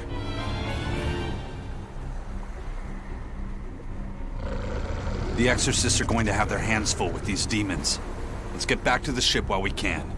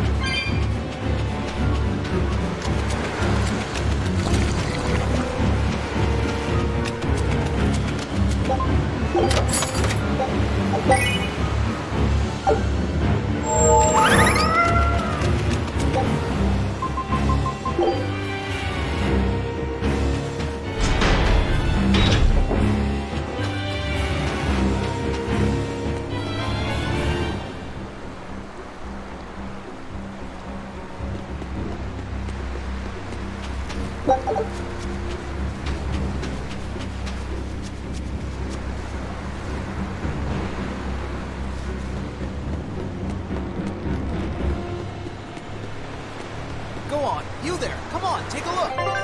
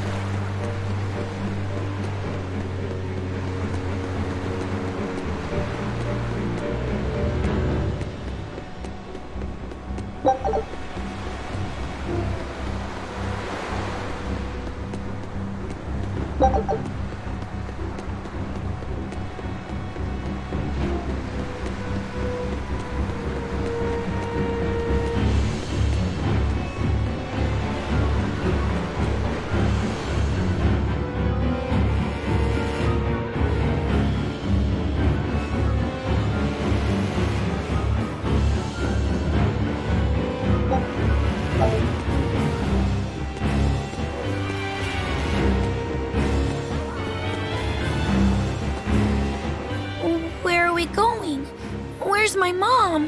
Kamoana, your mother is still far away. Then I need to wait for her at home. Let's go back to Haria. Scary demons are running through the village. It's too dangerous there now. But I want to see my mom. Your mom would be sad if you got hurt by a demon. Come with us, and we'll keep you safe until she comes back. Okay, I'll go with you. I wouldn't want Mom to be sad.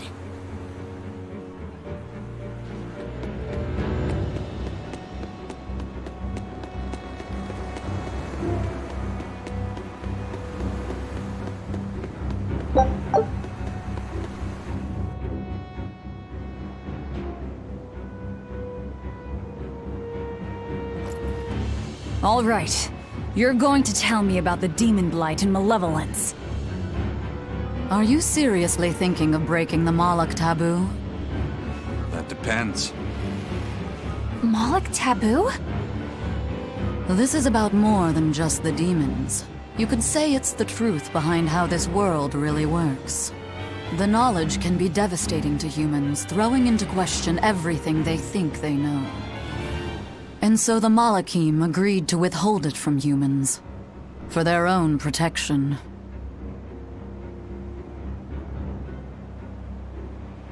Do you still want to know? It's not like I'm a human anymore. I can't keep lying to myself. I can't go on unless I know the truth. You asked for it.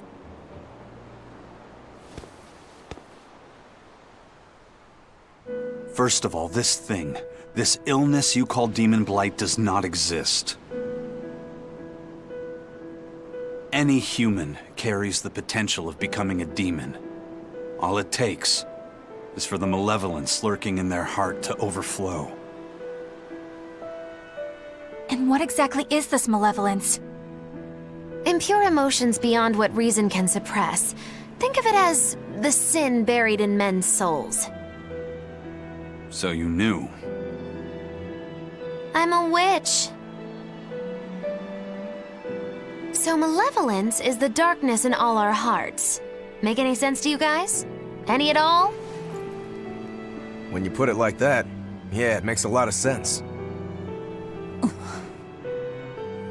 By nature, humans are incited by negative energy.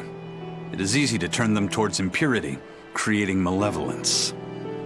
In fact, most people are constantly generating malevolence.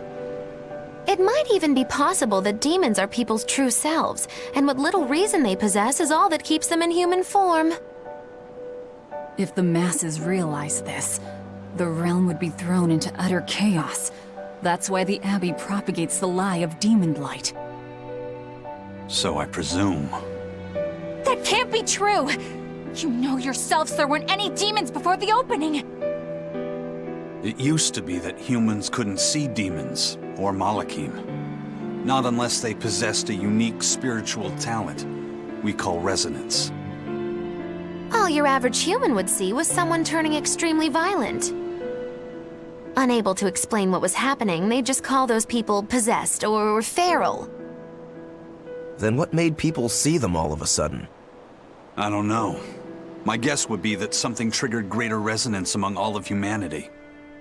And then, on the day of the Advent, all humans gained the ability to perceive Malachim.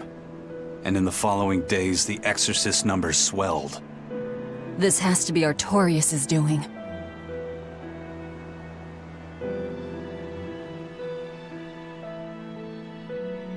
But if there's no sickness, why would an entire village turn into demons at the same time? 8-headed is the lord of the land, with 7 mouths to devour malevolence. Humans produce malevolence, which Therians consume and transmit to Innominat.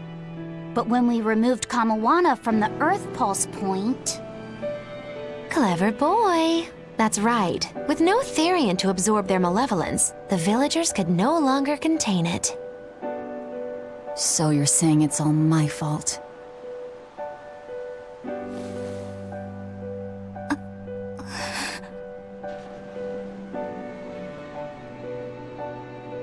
Hey, what's going on? You all look so sad. It's scaring me. On the other hand, at least now we know we can trust the contents of that ancient book. We tear the Therians away from their Earth Pulse points. Innominat's power will wane, and will prevent this awakening. But if we take away the Therians, then more and more humans will turn into demons. It's the only way to kill Artorias. Ooh, the knives come out. So even the truth won't stop you. Very well.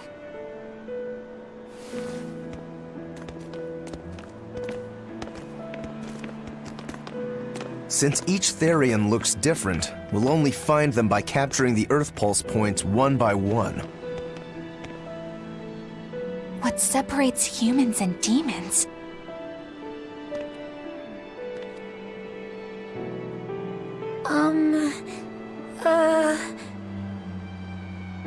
that's Eleanor. Cheer up, Eleanor. Your mommy's looking over you too, you know.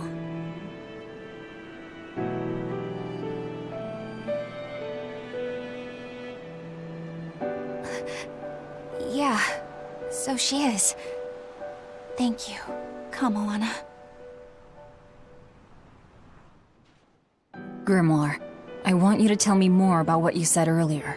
About malevolence? I told you, the subject is taboo. I understand that human emotions create a poison called malevolence that turns people into demons. Is there no way to stop malevolence from being created? As long as humans remain human, no. Malevolence is born of emotion, you see. But your kind must have found a way around it. Malakim experience emotions too. But Malakim do not produce malevolence, unlike humans. That's a lie. I've watched a Malak turn into a demon. That only happens when we are exposed to too much external malevolence. True. The island was full of prisoners and demons. And Melchior hit that Malak with something that turned it into a wyvern. Was it malevolence? To Malakim, malevolence is a powerful toxin. We seek those of purity to serve as vessels to protect us from it. It is not a perfect solution, however. If the vessel is corrupted, the Malak is as well. That is correct. So if Eleanor turns into a demon, then Laphicet... That must be what Eisen meant when he said he'd hate to see Laphicet's vessel broken. A small crack in one's soul is often all it takes to break a person apart. So try not to pick on our squeaky clean exorcist too much, Thanks for the warning.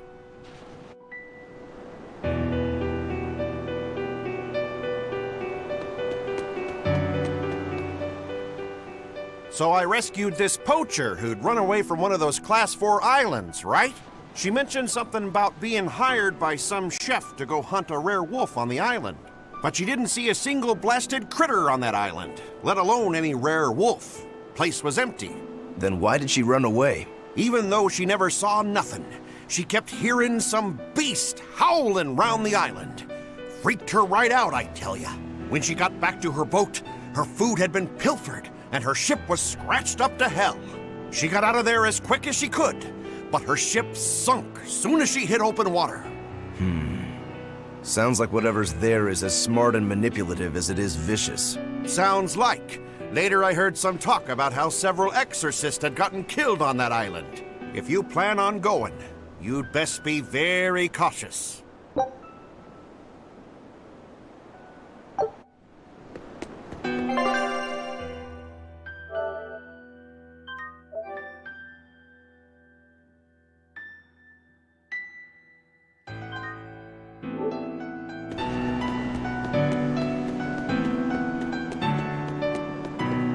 Sir, we just received a Sylph J from the boss of the Bloodwings. She has a job for us and wants us to meet her in Logres. How should we respond? Let's do it.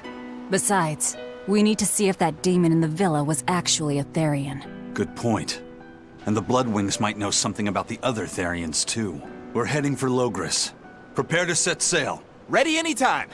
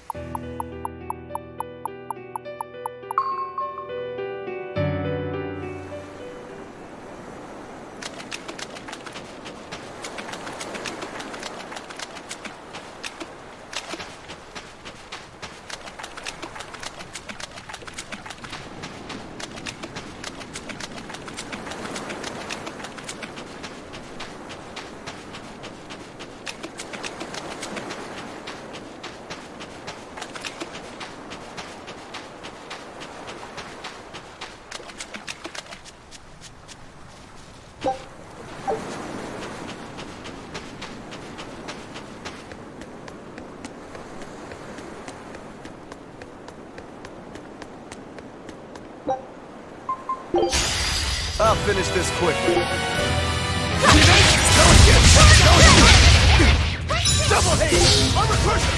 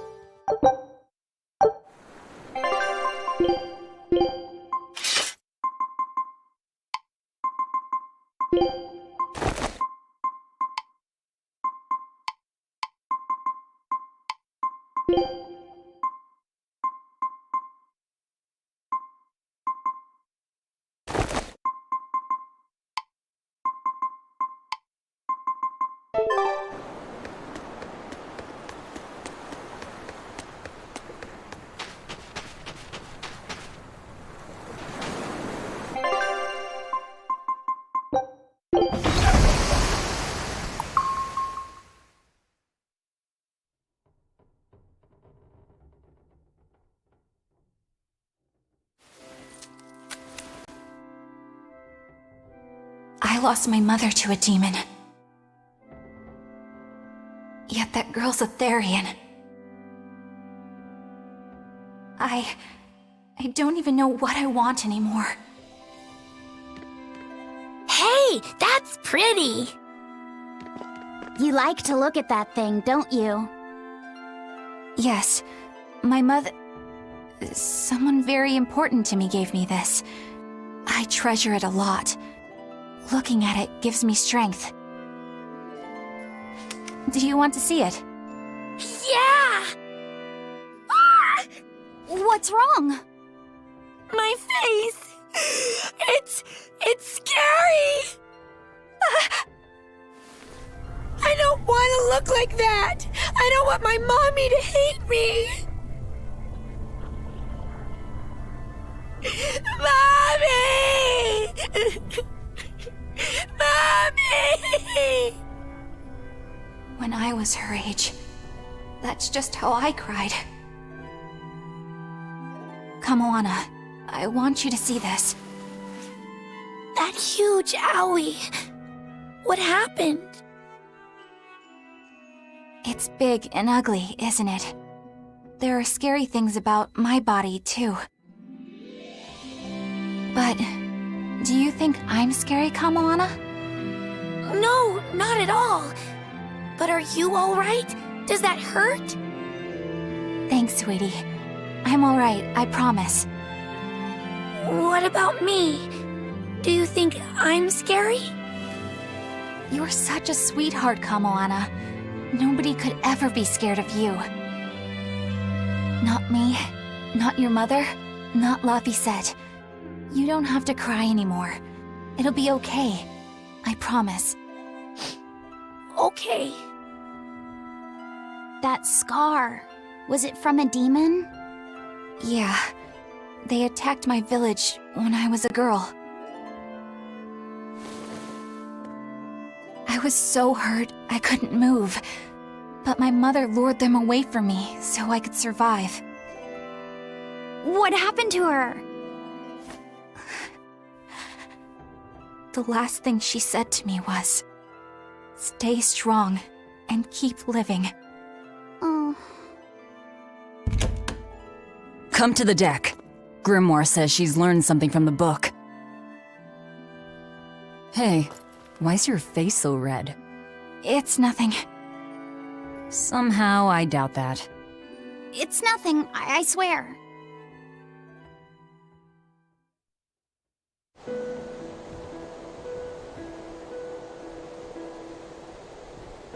Do you all remember the second verse of that song Laphicet read earlier? 4 Empyreans may tear him asunder, but so long as there is one receptive to divine power, Therian shall be forever reborn in sight of the full crimson moon. Right. That's what I've gathered you all here to discuss. And we think that passage means that Innominat and the Therians will be revived by a chosen one, right? Yes, but the shall be forever reborn part kept bothering me. I've reconsidered my analysis. Suppose that instead of someone being chosen by Innominat to create Therians, the song means that Innominat chooses who becomes Therians. But so long as there is one receptive to divine power, Therians shall be forever reborn. What do you think that could mean?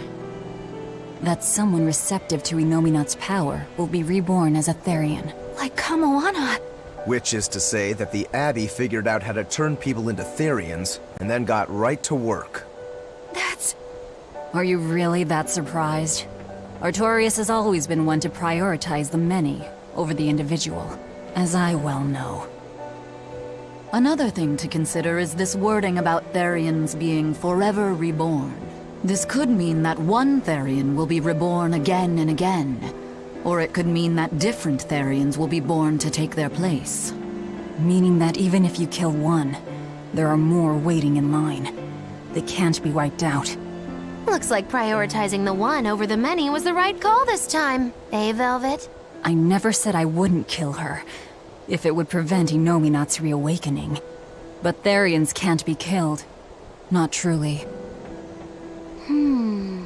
So, in a nutshell, if you kill one, Another person who's receptive to Inominat's power will be reborn as one. Right. But the song says that 7 mouths feed the body. So there's only so many around. If you don't kill them, the next ones won't be born. Exactly. So we remove the 7 Therians from their Earth Pulse points instead. But then, we also have to protect them so the Abbey doesn't steal them back. Or kill them. Sounds tricky. We've got to protect my bug, too. Yeah, you take real good care of that thing now. Got it? You bet I will. In that case, we should probably work on securing a proper hideout for ourselves. You got a secret base or anything, Eisen? It's every man's fantasy, but sadly, I don't. We need a hard-to-find spot. One where we can guarantee a steady supply of malevolence for the Therians. Somewhere devoid of people but full of malevolence. Real poser you got there. With the Abbey in control of the entire continent, finding a place like that will be easier said than done. Meanwhile, Inominat's reawakening draws ever closer. We'll have to keep collecting our Therians while we search for a hideout. For now, let's just get to Logris.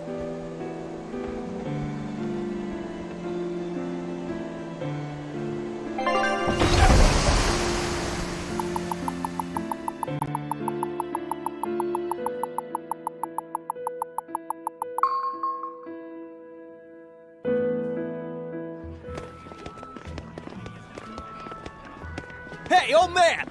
Give me all the water and food you got! Wait your turn, moron! I was drifting out at sea for 3 days! Almost died out there!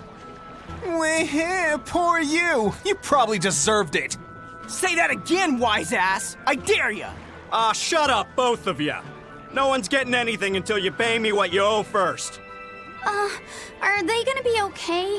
Don't pay them any mind. Sailors are just a short-tempered bunch, that's all. Huh? The hell are you doing? What's going on? They've jacked up the price to dock our ship here. Oh yeah? Some real balls you've got there, buddy. If you lot want to moor here, that's the price you're gonna pay. Look, pirates are a liability to begin with, but calling your crew infamous these days would be putting it lightly. The more wanted you are, the more it's gonna cost to hide you. Capiche? Hard to argue there. Benwick, just pay the man what he wants. Yes, sir. You're such pushovers. You and the captain both. I knew I could count on you to come through, Eisen. Pleasure doing business with you. Looks like I'm causing you trouble. It comes with the job. Don't sweat it. Some sailors just have longer tempers than others. Noted.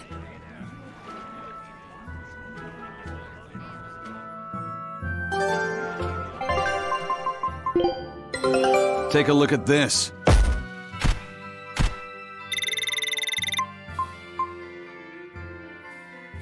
This recipe looks real tasty. Scout ship setting sail.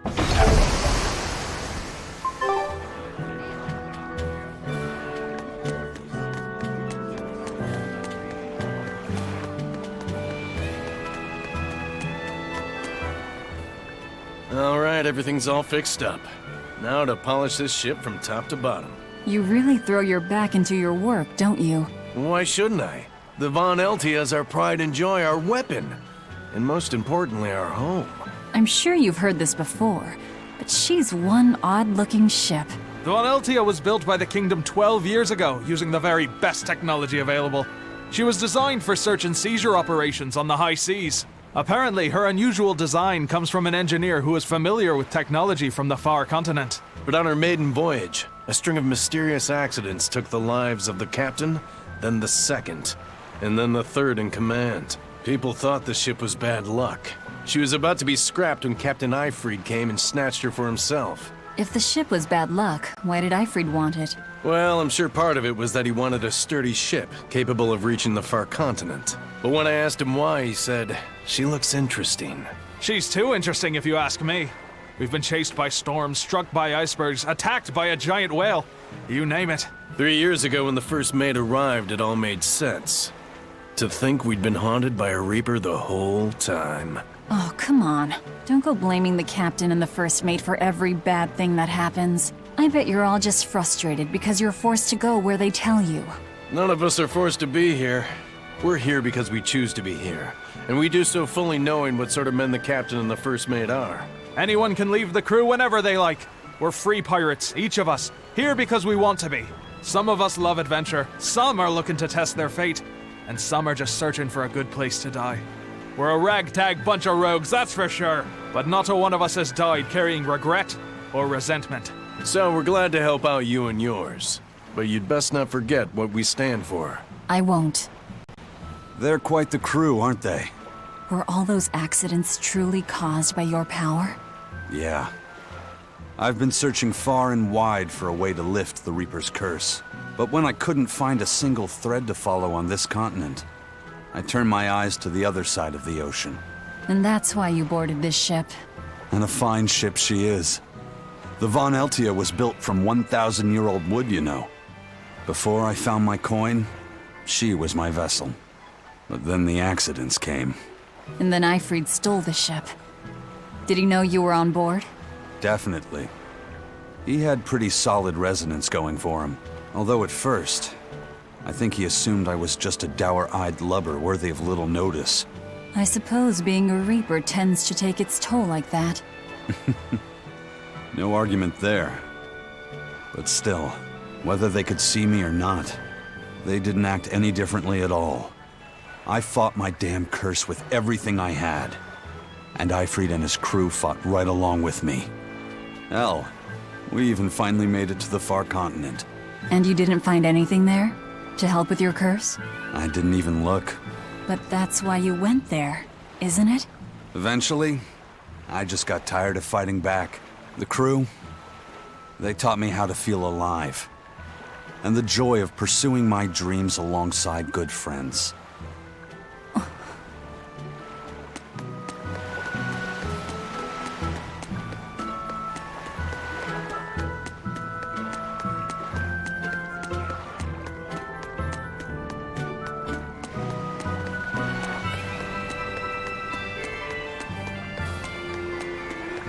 Just when are we gonna be allowed free access through Vortigern? Having to go all the way around it every time is far too inconvenient. If they insist on building a big gate over the sea, the least they can do is let honest folk through it. I get why you're upset, but maybe they just haven't been able to devote the resources to fix it after those savage demons wrecked the place. Look, those demons who attacked Helavis are still on the loose, aren't they? Yep, standing right here. From what I heard, the demons who wrecked Vortigern were the same ones that killed the High Priest. What? No way, wait a minute. The High Priest was killed? Yeah. The official story is that he's injured or sick or something, but I heard differently. Then no wonder they haven't had time for Vortigern. I hope the Abbey finds those demons quick. Those monsters need to pay for what they did. Looks like our infamy is growing by the day. Maybe they've even put a bounty on us by now. They keep embellishing our escapades, though. I'm honestly a little hurt they're calling us monsters. The more they embellish, the easier it is for us to get around. Confusion and panic will only help us.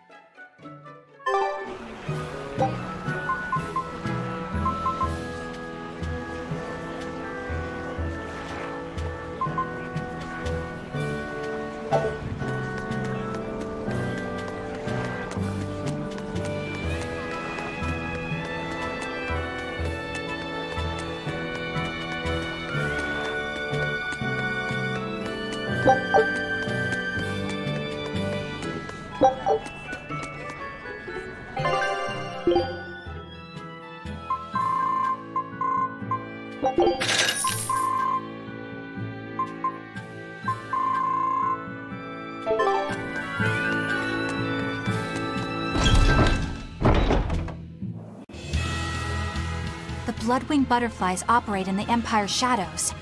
Not even the Abbey knows their full scope beyond whispers and rumor. And you all have a connection to them, don't you? Dark and interconnected is the underworld. We've heard voices in the shadows, glimpsed faces behind paper-thin masks. The attack on High Priest Gideon. Was that at their behest? Yeah, the Bloodwings asked us to take him out. We did it in exchange for information that could lead us to Artorias. Information? You would assassinate a man for mere information? Yes, information on the shepherd who rules the world. Not a bad deal if you ask me. We just work with them when our interests align. Nothing more. That's the kind of thin justification I'd expect to hear from them, too.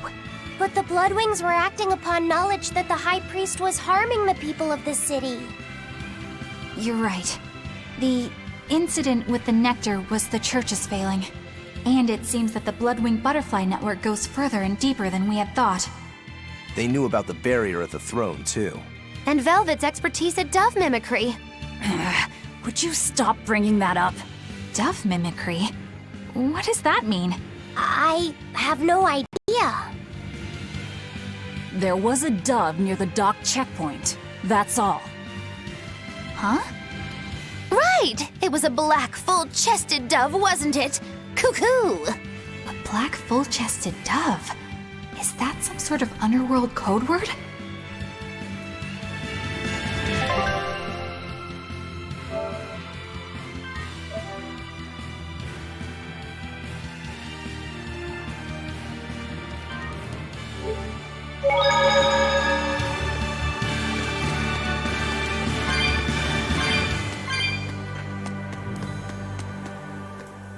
Here we are, back in Logris. It was a lot tougher to get in the first time. More funny than tough, if you ask me. Oh, you mean Velvet's little dove act? Coo, coo! I'd be careful teasing her if I were you. You know how she can get. Oh, don't act like you didn't enjoy it too. I'm sure you did, right? Good little boys don't lie to adults, you know. I might have. Just a little. Say it like a dove. It was funny. Coo, coo. Is Inominat's book so difficult? Grimoire seemed perplexed by it. Yeah. She said it was written in ancient Avarost, a language that uses Impressionist script. I've never heard of Impressionist script. Each character can have many different meanings and readings, depending on the emotion it's expressing and the way it relates to the characters around it. Some modest records on its grammar and structure survive, but none that say how to read the emotion the characters express. Grimoire said that you have to recreate the writer's feelings as a sort of starting point in order to read it. I see. And you have a talent for that sort of thing? I guess I do. But a script based on emotions? That's as far removed from modern language as can be. Yeah, it's completely unrelated apparently. How can it be completely unrelated? After the temperance of Avarost, the entirety of human civilization vanished. The language went with it. Much as a blooming flower loses its petals, the Avarost civilization grew too far and came to its final end. The surviving buildings and ancient tools, the likes of which our technology cannot replicate, were the beginning of that end. In any case, it sounds like deciphering that writing will take quite a while. Here I come!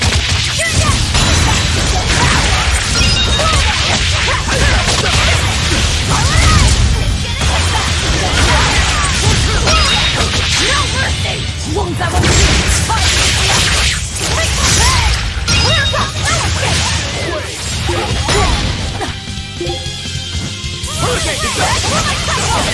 One down.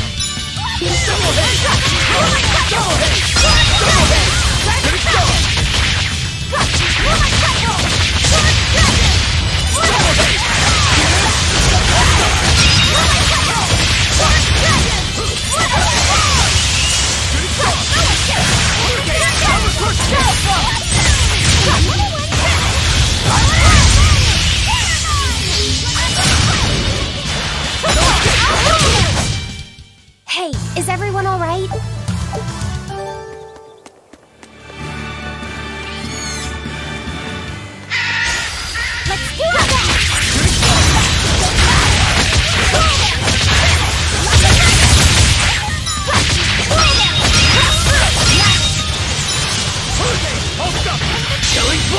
but I'm this close. I won't miss! Form Zero! Thunder! Paint the town red! Dark Sword Dragon! Dragon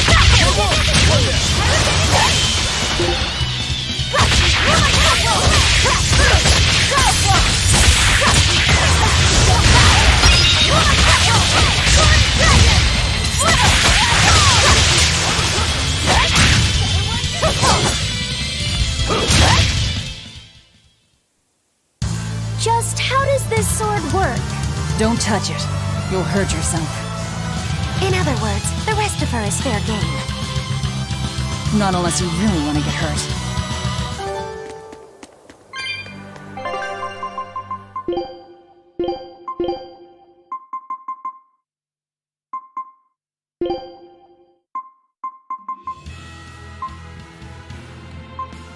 Ida, it's the chef's recommendation. I'll end this quickly.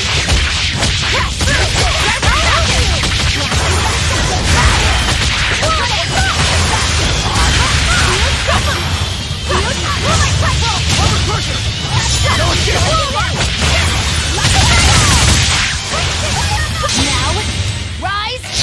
Arise! Ascending angel!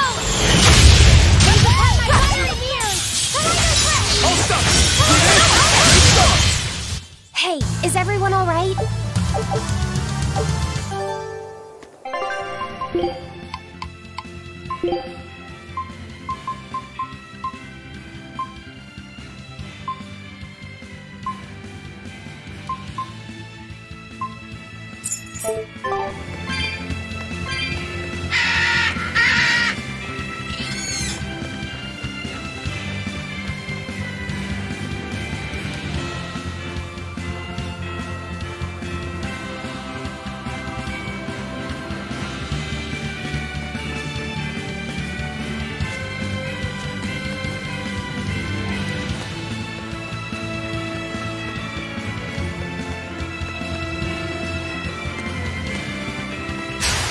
Here I come!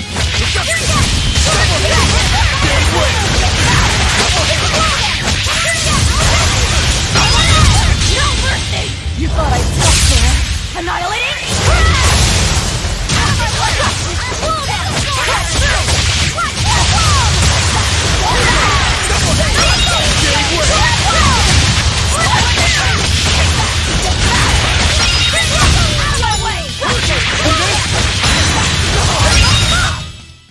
They were nothing.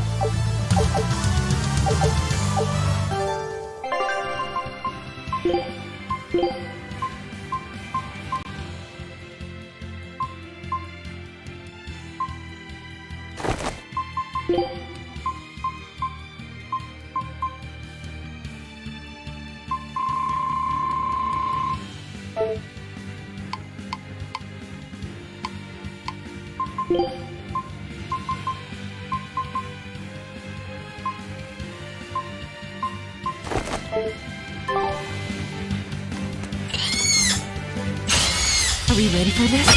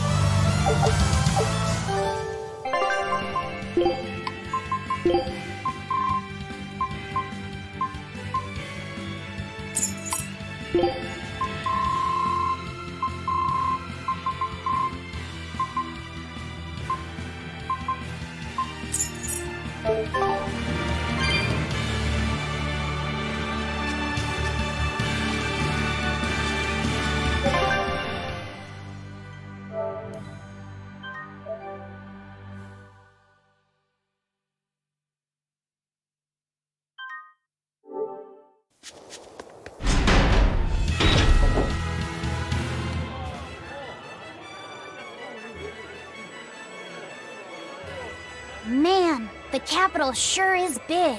Yeah, with historical buildings and artisans and all, there's much of interest here for a boy who loves to learn. Uh-huh. Sightseeing's nice and all, but don't wander off and get lost. Oh yeah, sorry. Don't worry about him. He can take care of himself. I know, I was just saying.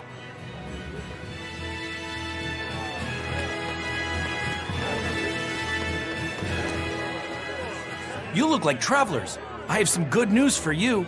The restrictions on travel to the Aldina Plains are going to be lifted soon. The road's opening back up! So, that's the latest word on the streets? Ha! I see what you did there. I try to liven things up around here. Well, ever since Lord Artorias became the Shepherd, demon attacks have gone down. The world's filled with hardships, but perhaps things are starting to go in the right direction. Perhaps. The demons who nearly destroyed Helives are still skipping about on the loose, though. What? And just the other day, a village near Isolde was destroyed by the demon blight. Guess the capital doesn't mind, though. What? Don't worry about it. Your shepherd and the Abbey are going to save the world, right? Listening to you has kinda gotten me all nervous again. If you hear any other scary stories, let me know, please. I've got one with fresh blood, melted bodies. Oh, maybe that tale about the demon doll that comes alive! If you're going to waste time, we're leaving you here. Well, that's enough of this detour then. Sorry to be such a drag. Wait! That doll one sounded really cool!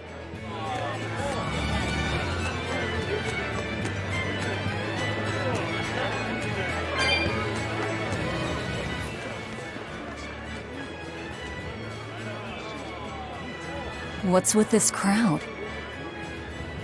Modulu's troupe just put on a real show. Man, it was the best! Her dancing was every bit as great as I'd heard. Wow, the Modulu? Surely you mean Mogilu! Has my time to bask in fame finally come at long last? No, we're talking about Majulu, not Mogilu. You know, Lulu, the famous dancer? She actually goes by the majestic Lulu, but everyone calls her Modulu. Just watching the beauty of her dance, you can't help but feel like maybe everything's gonna turn out okay in the world. Sounds like a pretty cheerful act she has. Cheerful? This is all a ripoff! She's just trying to pass off as Mogilu's menagerie and profit from our good name! What good name? We don't actually perform anything. I was planning on getting started eventually, but now this con artist comes along and ruins everything! I can't just ignore that, you know. It's Modulu! You did great today, Modulu. I loved it. Thank you so much. But according to my teacher, I still have a long way to go. I'll work hard to do better next time, so I hope you'll come see me. Modulu's teacher is a dancer named Balta, whose immense talent brought him all the fame in the world. But Balta suffered a tragic injury that took him forever from the stage, and now Modulu was working hard to carry out his dream. So, you're Modulu then? I am. My teacher and I work really hard to put on performances that'll leave a lasting impact. And I refuse to let anyone call me a phony. Oh? And how do you propose to stop me?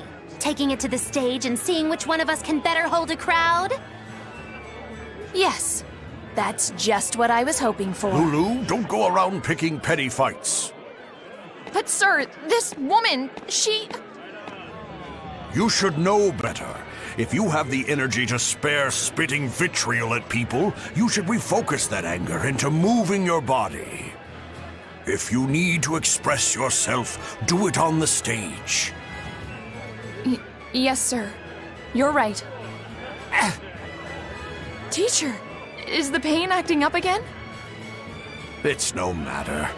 What does pain compare to losing the ability to dance? Anyway, what matters is how you're holding up.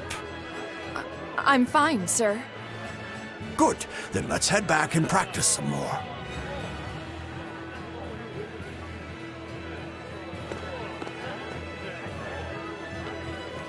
He seems strict. He does. But keep in mind that Balta recognized her talent at a young age. He even adopted her so he could pass on everything he knew. He might be strict, but only because he believes in her. You sure know an awful lot about them. I'm sort of a fan of theirs, you could say. A teacher and his student, chasing after the same dream. What a sweet little story they have. That's why I think it's high time for Magilou's Menagerie to put on a show. And for our act, we'll be a comedy duo. Comedy? Where'd you get that idea? You heard me propose a challenge to little Majalou, right? But not one of you knows a single acrobatic trick. Sorry. Don't apologize. You couldn't have seen this coming. Well, you could act like you feel a little bad at least. Now, normally I'd make you guys do something flashy like jump through a ring of fire, but I'll be magnanimous and let you do comedy instead. With comedy, I can take control of the stage and keep things lively. I can feed you the audience on a platter. But going on the same stage as Majalou, it's too much to handle. Oh, I can't wait to take her down a peg or two. I'm out. I don't even know why you're bothering. It's hopeless.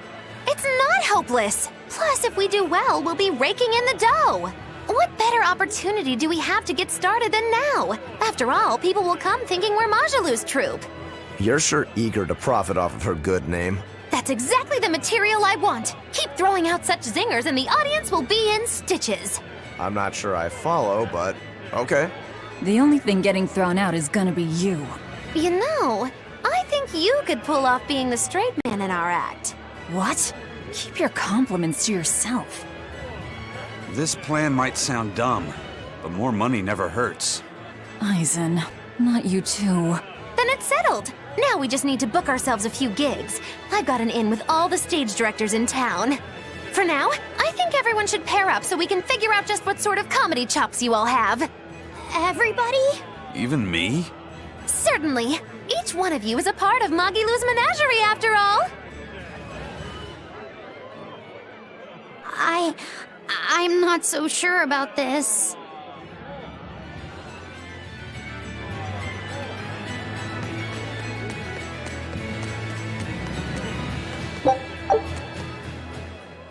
Whenever I hear Magilou's name, I can't help but think of Magilanica. Magilanica? Who's that? Oh, she's just a girl who worked as part of the freak show. Talked to spirits nobody else could see. That's her, all right. She had many mysterious powers, like moving things without touching them and divining where people would find lost objects. For a time, people called her the Little Witch. She was pretty popular. Thanks to her, the rest of the troupe took in plenty of cash. Or so I hear. Yeah, but eventually they took it too far, and the kingdom tried them for heresy. I hear Magilanica was subjected to really brutal torture. True fact. Everyone knows this story. Well, I've never heard it. That's not too surprising. It all took place when I was a young woman myself. Remind me, Magilou. How old are you again? What? How old would you say I am? Well, from your reaction, I can at least tell you're not my age.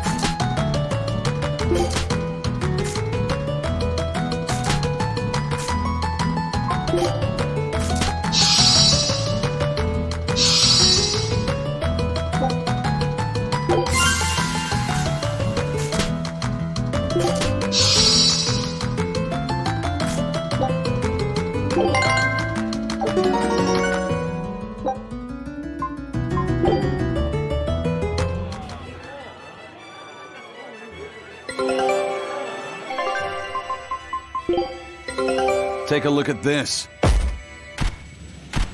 Great. Let's do this one Rangetsu style, guys.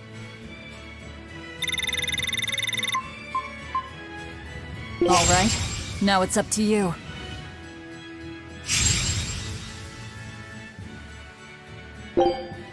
Scout ship setting sail.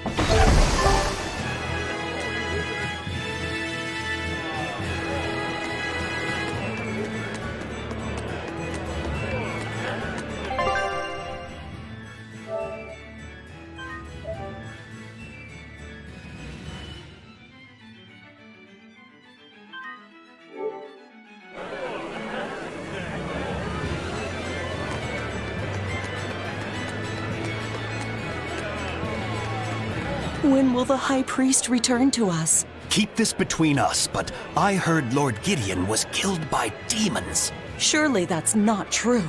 It most certainly is true. Hey, shh! They'll hear you. I know someone who works in the palace, and he said the demon was a girl with the head of a wolf and the body of a gorilla. But how could a demon have gotten into the palace? Apparently, there was a power struggle among the higher-ups, and Gideon's enemies snuck the demon into his villa. They say that's why people sometimes heard terrifying screams coming from the place. Oh, is the demon still there? No idea. Rumor says she escaped, but I wouldn't worry. There's no way she'd stick around here. That's what you think. She's right here, so you'd better watch out. Stop messing around already.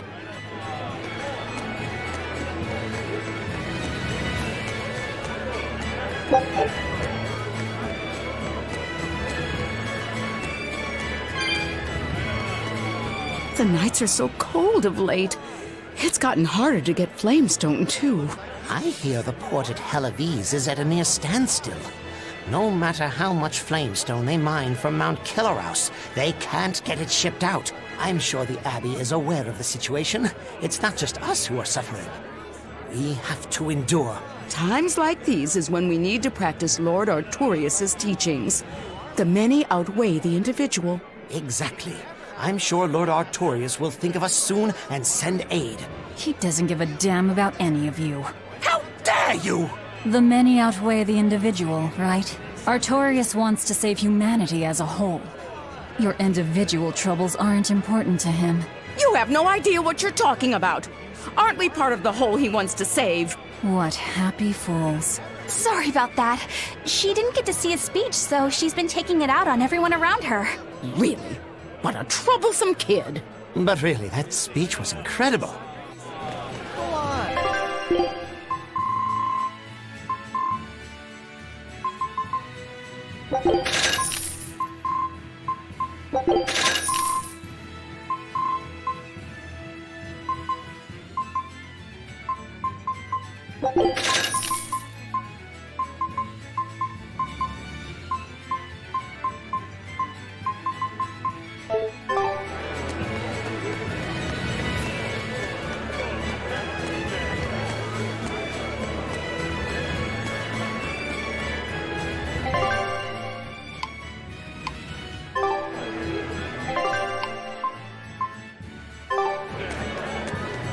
Eleanor, I need you to wait outside. The boss of the Bloodwings knows an exorcist is with us, but... Say no more. I'm sure they have clients who wouldn't appreciate their faces being known to the Abbey. Correct. Laphicet, you stay with Eleanor. Okay. I'll be back soon.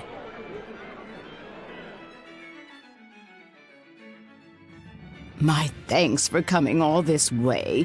It's been a while. Would you care for a peach pie? What do you want? Oh, it would do you good to unwind every now and again, you know. Stretch a bow too far and its string is bound to snap. What do you want? I would like you to escort this person out of the capital. Something smells about this. Literally. Where am I taking them? Somewhere the authorities can't reach them. Sounds nice. I could do with such a place myself. No joke. We've been looking for a place to lay low, but we haven't had any luck yet. Well, come to think of it, I've heard a rumor that it's been a while since the Abbey has had any contact from Titania. Prison Island. Titania? But I thought the Abbey was in direct control of that place. Has the situation there gotten that bad since you left? Sometimes the answer is right under your nose. I think it might work. Yeah, could make a decent hideout, actually. The Therians could definitely get their fill of malevolence there. And the Abbey is far too goody-goody to imagine an escaped prisoner would ever return to her prison by her own free will. At the very least, I'd say it's worth checking out. I take it our intel has proven useful. It has. But before we go, have you heard anything about the Abbey harboring demons? I'm aware there was a demon in the villa, and that it has been relocated. Where? I can't say right this moment, but I'm sure we will find out shortly.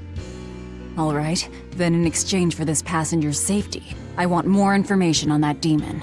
You've got a deal. Eisen, I heard about your confrontation with Melchior. I'm sorry I wasn't able to help you find him. Yeah, you really blew that one, Toots. It's fine.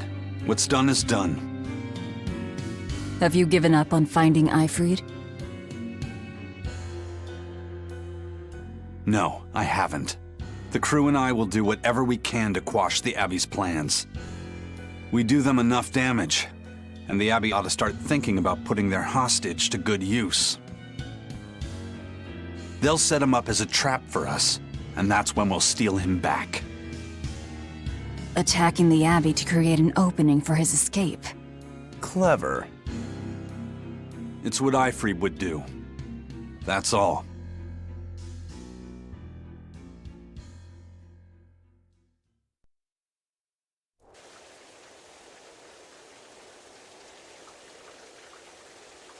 taking a while. Yeah. The Shepherd has a special mission for you. You are to protect the Malak Lafiset and bring him to the Logres Abbey headquarters.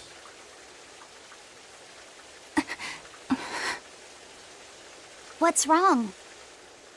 Hey, you want to take a walk around the capital for a bit?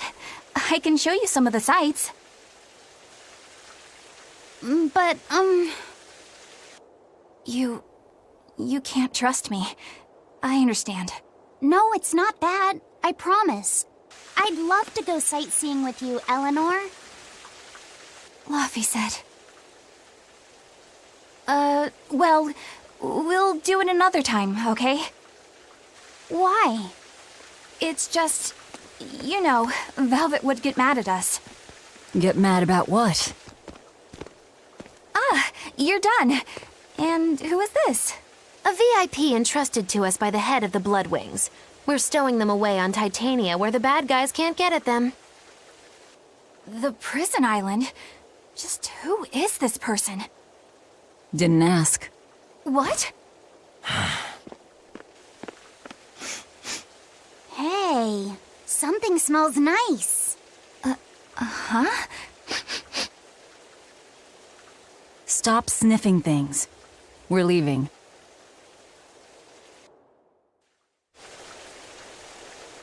Who is that caped man? I do not know, but his hawk seemed extraordinarily well trained. Trained to hunt, maybe? I'd imagine. It takes a great deal of time and money to train a bird like that. What is it? I smell something nice. Indeed. The scent is somehow familiar.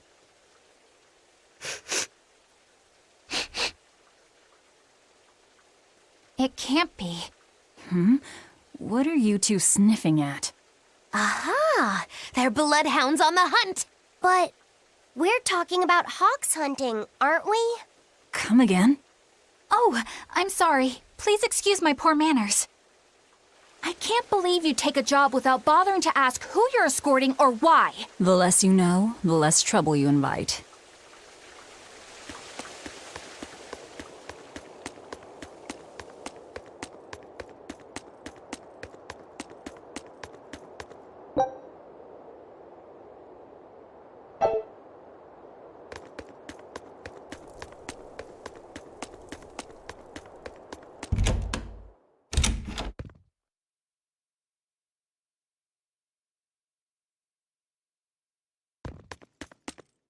It's a history book titled The Rise and Fall of Midgand. About 800 years ago, our continent was conquered by a military force from another continent. Few records exist of the following 500 years, a period known as the Era of Darkness, or the Dark Period. Then 300 years ago, a great hero named Claudin Asgard reunited the kingdom, bringing an end to the Dark Period. Claudin, huh? Where have I heard that name before? All right, that's enough for today.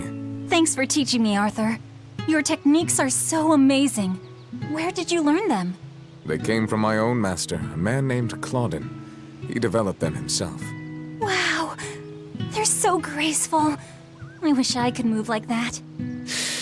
I've taught you the forms, but for some reason your execution deviates from the ideal. Well, my body just kinda moves on its own. You're a handful, Velvet.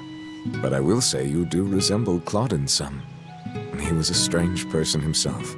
He always wore this peculiar cape, for instance.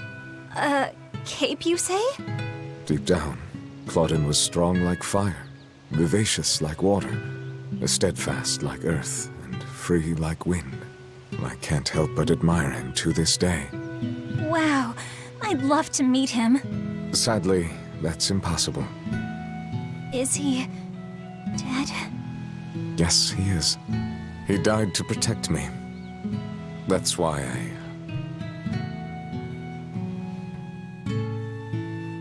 No way. The events recounted in this book happened 300 years ago. It can't be the same Claudin. Velvet, are you okay?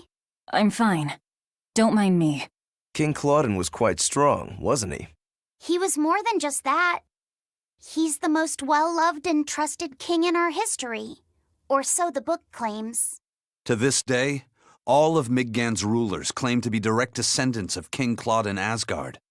Knowing that, there might be meaning behind them bestowing Artorias with the grandiose title of Shepherd. I could see it as an attempt to recreate the same glory enjoyed by the Hero King who ended the Dark Period. If that's true, it's a childish ploy. The world's not so easily changed. I wouldn't be so sure. What matters is that the title inspires hope in the people, who in turn give him their support. Then, as their shepherd, he can guide his flock in any direction he pleases. If Artorias knowingly accepted that title, we can be sure he's fully committed to his cause. Oh, he's certainly committed. I've seen just how far he's willing to go.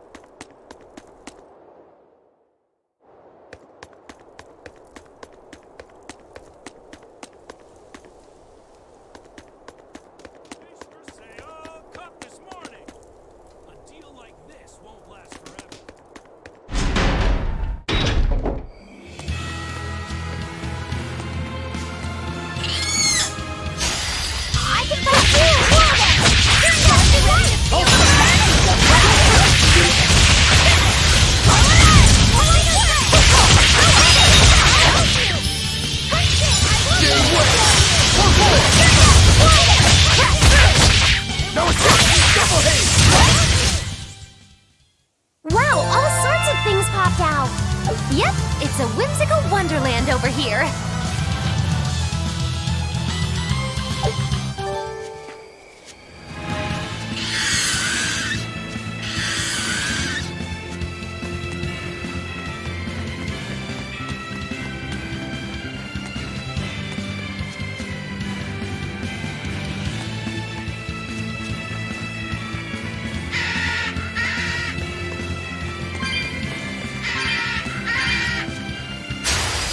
Here I come!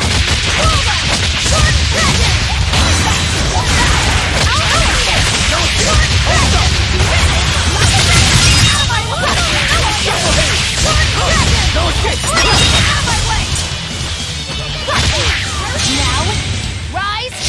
Arise! Ascending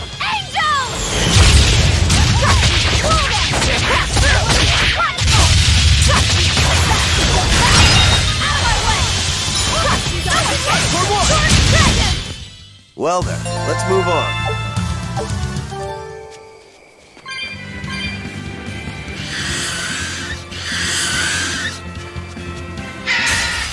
Woo!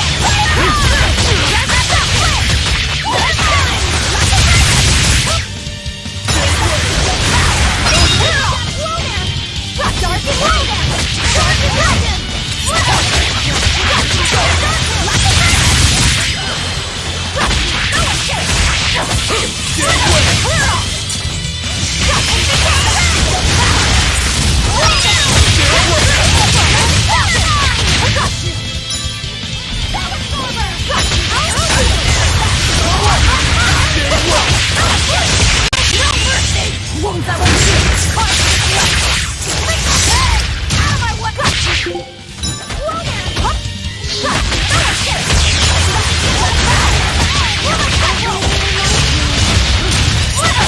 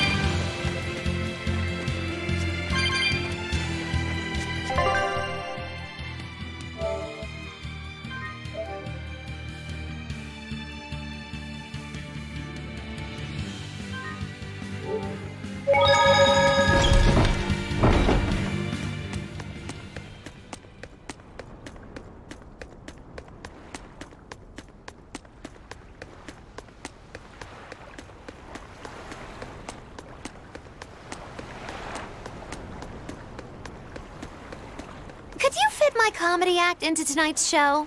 I'm still breaking in my new partner, but I can carry the act. I'd appreciate you squeezing us in. For you, Maggie dear, I'll do it as a personal favor, but you get 200 flat. No expenses, no per diem. Oh, come on, don't be so stingy. It gets worse. Our headliner is doubling up after, and the opener flubbed their lines and lost us minutes. Playing deuce for a cold house? Well, all right, them's the breaks. What the hell are you even saying? I'm saying we're going on, and you're my straight man. What? You're serious? I'll take care of the actual funny bits. Just act like you always do and we'll be fine. Bonus points if you toss the men in the audience a glare of contempt every now and then. Just trust me. Oh, hold on. This is all happening so fast. I'm not sure I'm ready for... You'd better get ready, because the curtain's going up.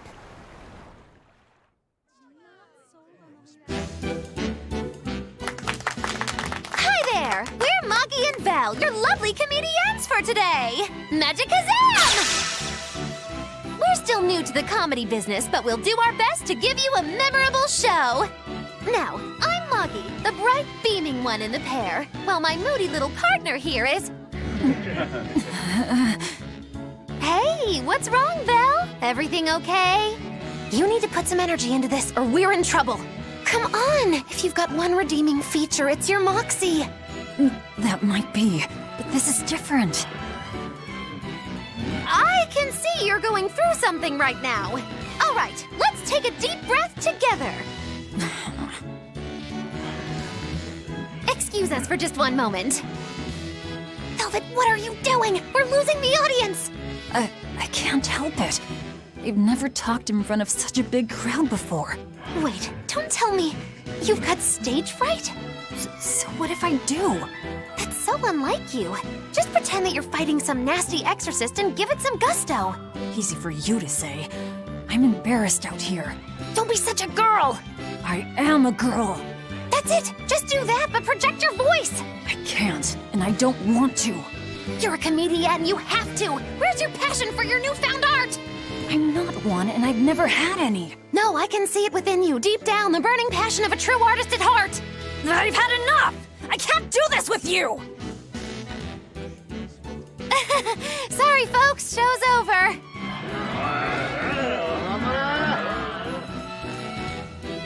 Well, you've certainly shown me something new. A comedy team that just stands on stage whispering to each other. We're going for a brand new comedic style. So, what did you think? Don't quit your day job. That's what I thought. Ah, now she plays the straight man.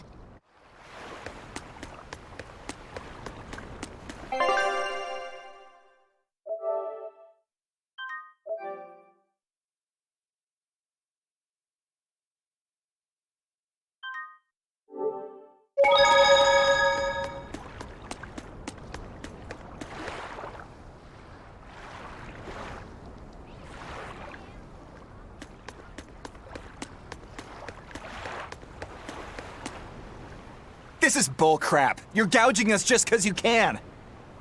Well, if you want to pay less, maybe you should go find someone more generous, hmm?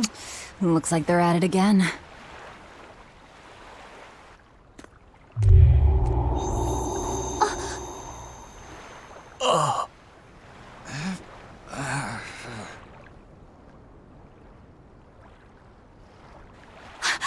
Huh?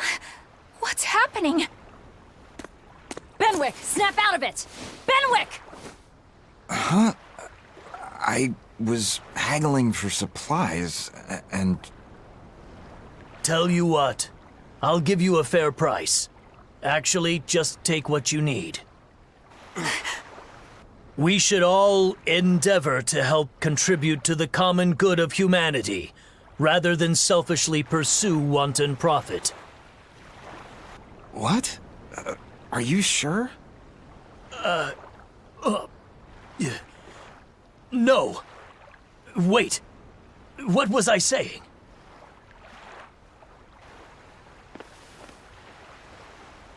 You felt that too, didn't you, kiddo? Yeah, it disappeared, but I felt a strong force coming from somewhere to the north. It's called a domain. A Moloch's zone of influence. Wait, if it's north of here, then... The Empyrean's throne? Did that happen because of something Innominat and Artorias did? I don't know. I've got a bad feeling about this. We should get far away from here, and quickly.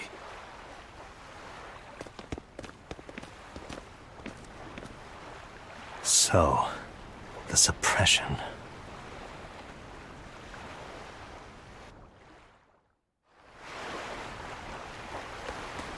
Well, that was certainly off-putting. But our job with Tabitha comes first. And we need a hideout soon, too. True enough. Hey, geezer, you alright? What nonsense are you spouting, youngin'? That's one spirited old man. Well, it's just that you suddenly got all polite on me, and you were all like, "Oh no, good chum, worry not about your debt to me." I thought I said stop spouting nonsense. It's not nonsense. You did say it. I heard you say it. He did, but we're all acting strangely. You said, "After you, fine sir." And I said, No, I simply couldn't. You first, dear friend. There's no way in hell I would ever let you go first. Come to think of it, that's right. But he said not to worry about our debts, and now he's taking it back? That's inhuman, cruel, ruthless. They lost control of themselves, but still have their memories. Maybe something was manipulating them. What in the world happened to us? I don't get it, but what I do get is that he said we don't owe him nothing. So my debt to you is off, right, old man? Same here, same here. Shut your traps! I'd be flat broke if I let you knuckleheads off the hook.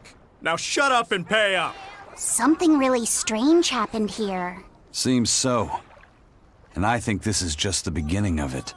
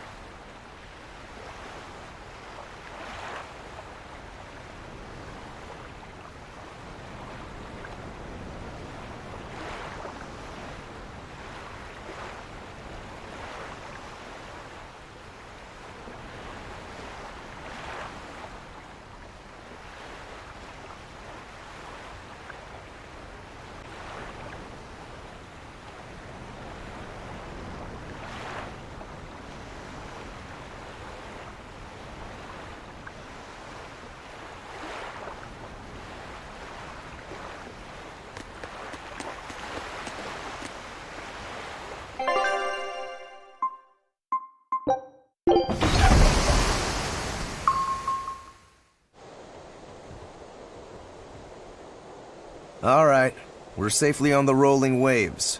Don't you think it's time you showed us your face, mystery monk? You're right.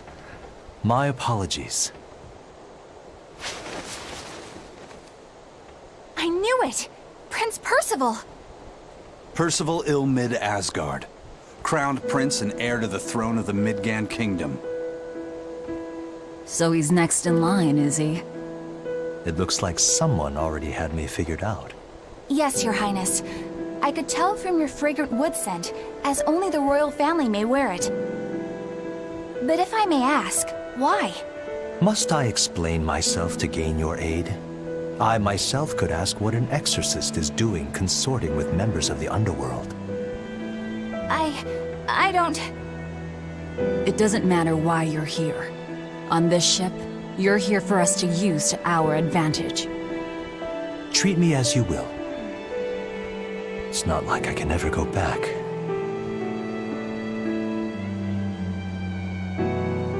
For a fellow born with silver spoons spewing out of his mouth, Princi Poo's rather laid back. Prince Percival is an upstanding man, renowned for both his intelligence and his fair, just demeanor. It's widely believed that with him on the throne, Midgand's prosperity will continue and... Look, I played dumb earlier, but I smelled that scent too. He wore it for us to notice. He wanted us to know just what sort of position he held, and how useful he could be to us. He surprised me, at least. Do you think we're being led into another trap? We definitely can't take that possibility off the table. When the time comes, he'll make a good hostage, if nothing else. Not if the ones we face are after his life too. For now, let's just make sure we keep an eye on him. The prince. He said he couldn't go back. I wonder why.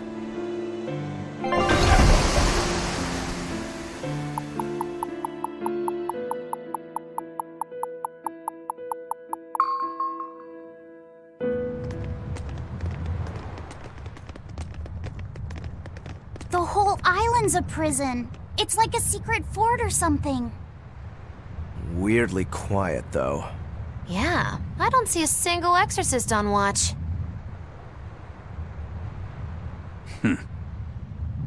Let's scope out the inside.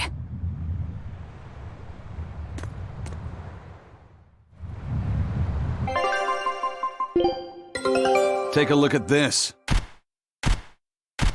Quitting is the same as defeat. Great! Let's do this one Rangetsu style, guys!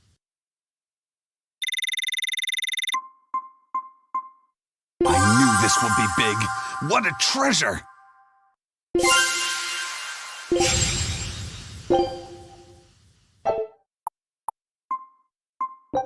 Scout ship setting sail.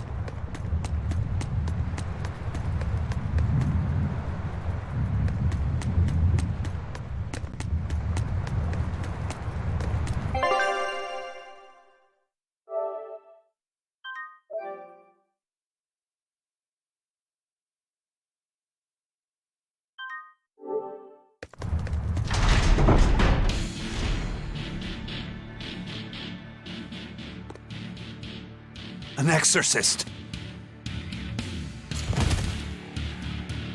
Are you all right? Headless Knights back. She's dead. The Headless Knight is back?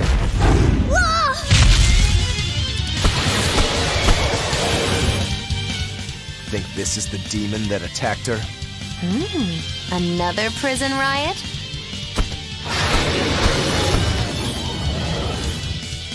Kurogane, Dial. You two protect Kamoana and the prince. Understood.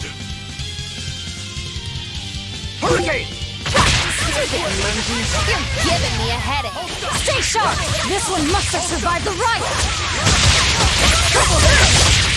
Killing flash! But I'm this close, I won't miss! Form Zero! Thunder! Be proud. You made me unleash my full power. So did the Abbey actually fail to quell the riot? I find that hard to believe. The prison was heavily staffed with exorcists. Perhaps it was venomization. Venomization? A dark ritual. forcing demons to eat each other in order to produce ever stronger demons. So the demons devoured each other, creating a demon too powerful for the exorcists to control? I imagine the riot didn't help. Now whose fault could that have been, I wonder? Whatever happened doesn't matter to us now. We need to focus on how to take this place for ourselves. That exorcist from before said something about a headless knight, right? That one's probably the leader. Then we hunt it down and destroy it. Until we capture the island, let's use this room for our staging ground. I'll leave the prince and Kamoana to you two. Eliminate any enemies who come in. Understood. Don't expect much from me, but all right. Kamoana, if anything happens, call for me and I'll come running to protect you, okay? Okay, you stay safe too, Eleanor. Let's go.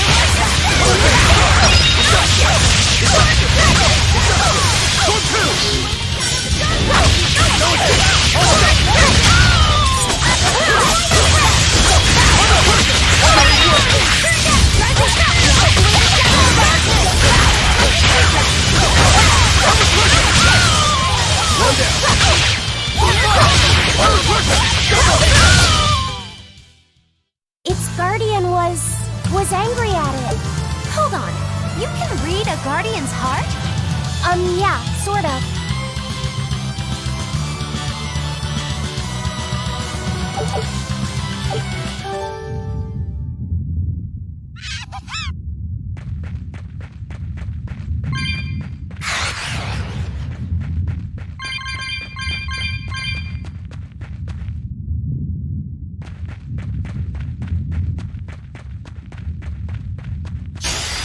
Let's do our best!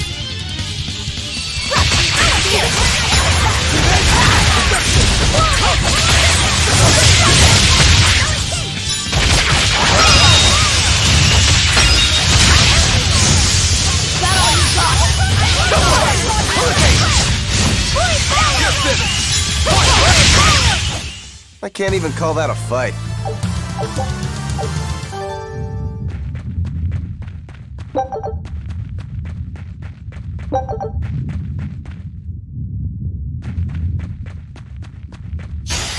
On to battle!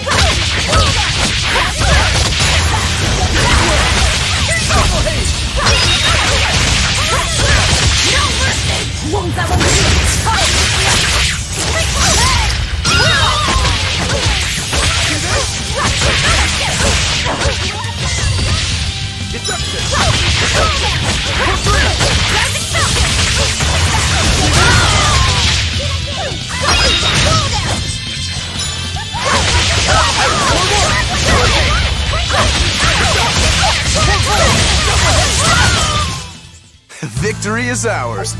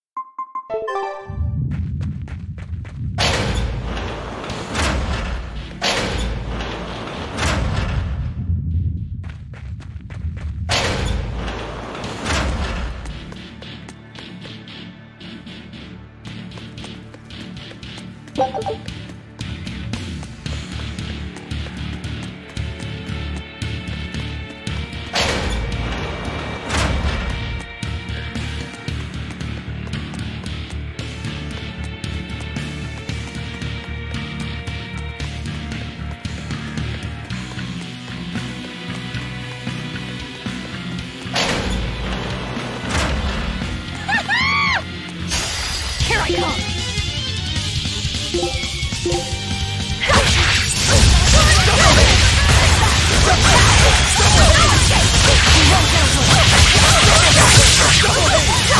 Now, rise, arise, ascending angels!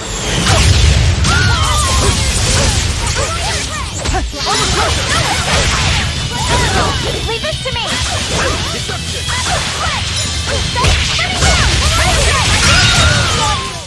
We won, right? Right?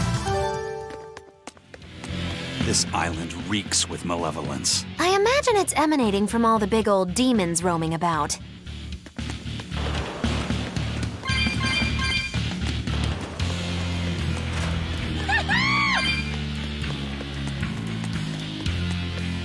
Hey, it's you again. I'm so busy. I'm so busy I can't even notice what's going on around me. You're not fooling anybody. Why bother? I was hoping to not have to deal with yous guys. Whenever I run into yous, I always lose so much monies. Because Velvet always forces unreasonable demands on you? Oh, Miss Exorcist! Your concern warms my little turtle's heart. I'm not forcing anything. I just think he's trying to take advantage of us by fixing his prices well above market rate.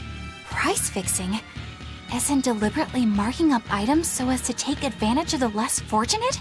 I was under the impression that the Abbey strictly forbade such unscrupulous business tactics. Ah! Perish the thought, Miss. Our accounting is always above board. 25 hours a day, 8 days a week.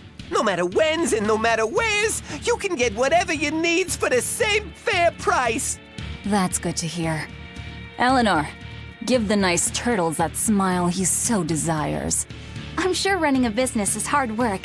Hang in there. Much obliged.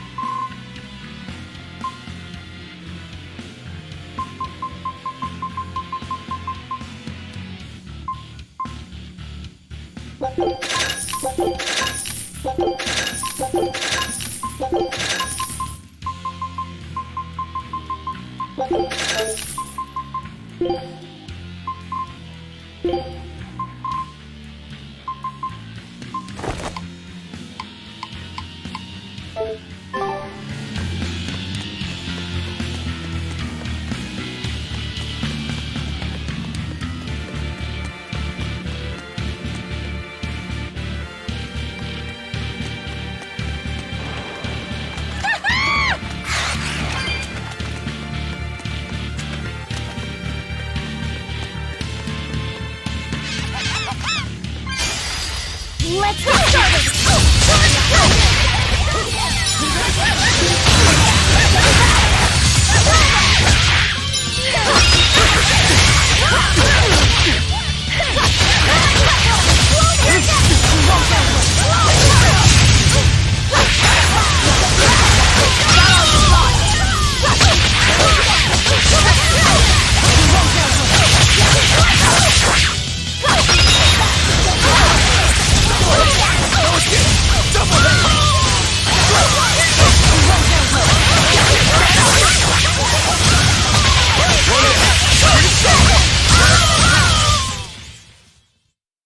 You're not hurt, are you?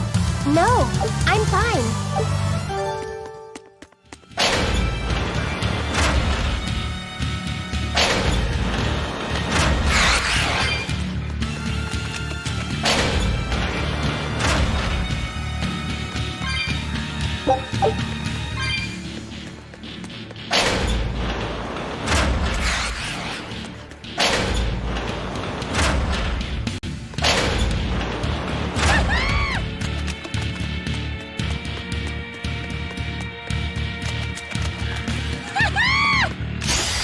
Time to dish out.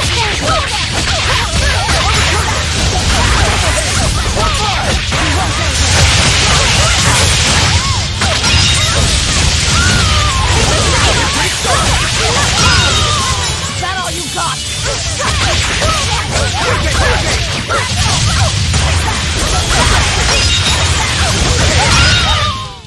They were nothing.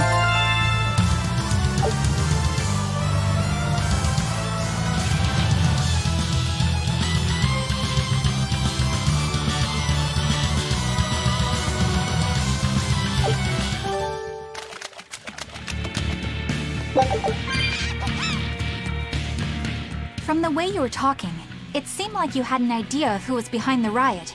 What happened here? I'd think someone in your position would know. There were reports of a large riot, but I was caught up in chasing you, so I heard little else. It was a small affair, really. Velvet Rokuro and I were being held on this island. Velvet instigated the other prisoners to riot so that we could escape. She used the prisoners? Yeah. You'd expect different from me? How did it end? We didn't stay to see, but the prisoners were losing badly. Or at least, that's what it looked like. But if that was the case, then where did all the exorcists go? I know Oscar left to report the incident, but the other guards should have remained at their posts. Well, if they didn't flee, we have to assume they were all killed. By this headless knight, perhaps? Well, no sense losing our heads, I suppose. But it looks like we're in for a heck of a fight. All we have to do is mop up anyone who's left. What was it called? Venomization, right? The dark ritual of making demons feed on each other to birth stronger ones. Eisen, how many demons does the ritual require? It's more a matter of quality than quantity. Stronger demons mean more powerful malevolence. The ritual mixes the victor's malevolence with that of the devoured, creating a terrible, bloodthirsty monster. You see, the newfound power comes at a great cost. With it, the victor's last vestiges of self-control are stripped away. So it's something even more than a monster. A seething ball of pure power and malevolence. Roguro, don't tell me you're considering it for yourself. Of course I am. I'll consider anything that can make me stronger. You cannot be serious! What's there to be so surprised about? Well, look at Velvet. She's already eaten countless demons. You're ridiculous! He's right. If it helps me find my vengeance, I don't care. Velvet? Wait, are you really going to do it? Relax, it's not gonna happen. Becoming a monster wouldn't bother me. But when I defeat my rival, I have to be myself for it to mean anything. It's the same for Velvet. It is? Besides, if I kill a previous victor of the ritual, I'll have proved myself strong enough not to need the extra power. You're ridiculous.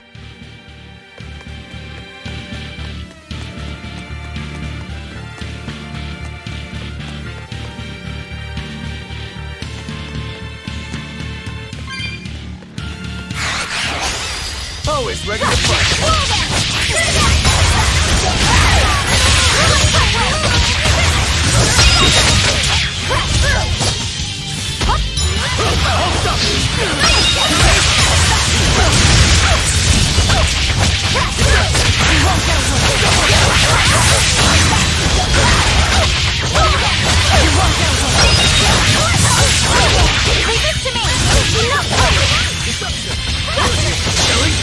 But I'm this close, I won't miss! Form zero!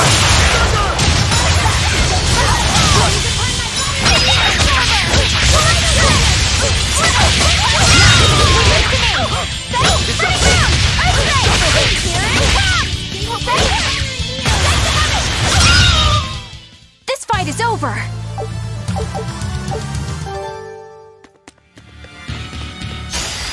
On to battle!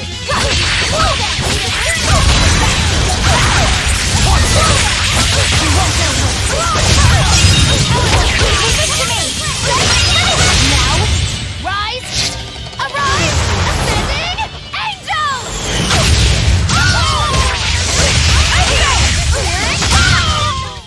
I had no problems here.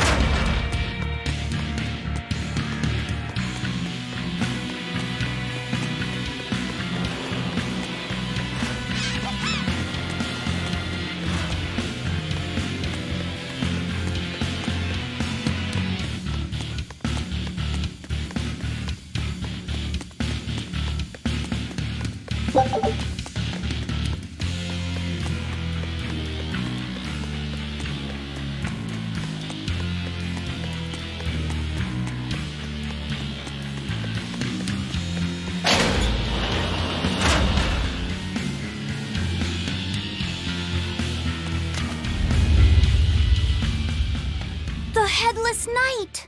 He must be the product of the venomization. Well, he definitely looks vicious enough. Not as vicious as our Velvet, though.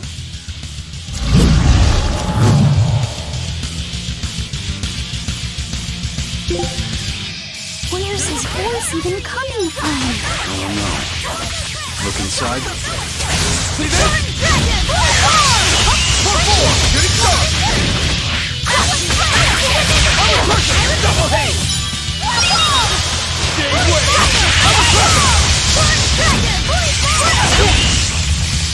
Ready to feel the burn? Dark and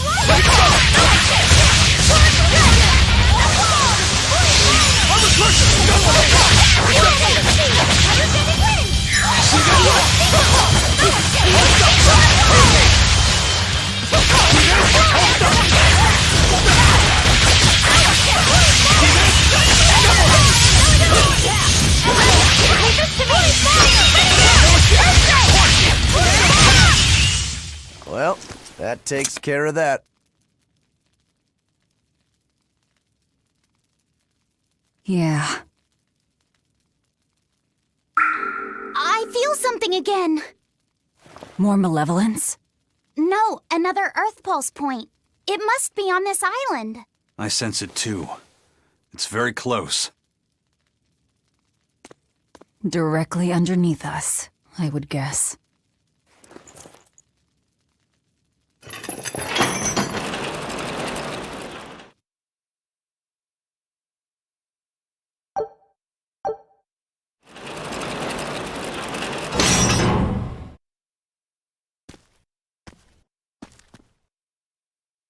What is this place? Welcome to the most secure cell in the entire complex. The darkest hole in Titania. Feel anything, Laphicet? Yeah, I think this is the Earth Pulse point. If this cell is where the Earth Pulse point is, then does that mean it housed a Therian? Yeah. And a real hungry one at that. Every day, they would toss demons into its cell. It would devour its fill, then wipe the blood from its lips. Never once realizing it was delivering to Inominat the malevolence of hundreds of demons and prisoners. And then one day, there appeared before it a female Moloch, who shattered the barrier and freed the Therian from its cage. But the Therian knew no mercy, and it devoured its liberator. And it was then...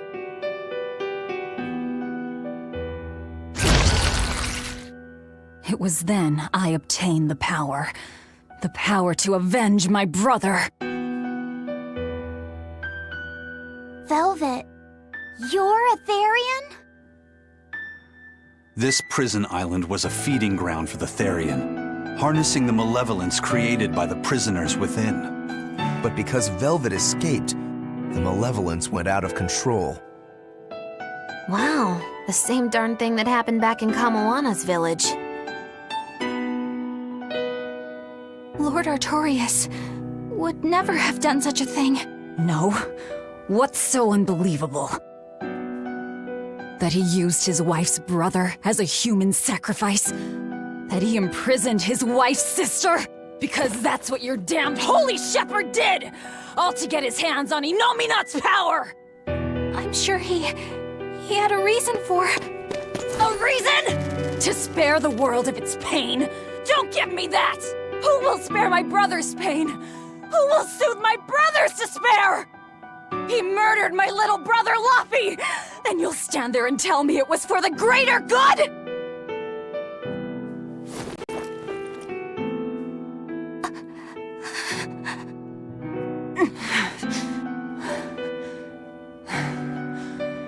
At any rate, that's one less Therian for us to track down.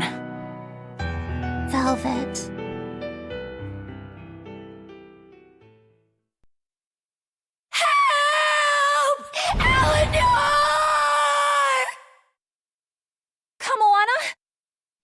What? Did Velvet yell at you so hard you're starting to hear voices now? I have a feeling something's wrong. Kamoana could be in danger. But we already beat the Headless Knight. I still can't shake this feeling. Please, let's go back and check on them.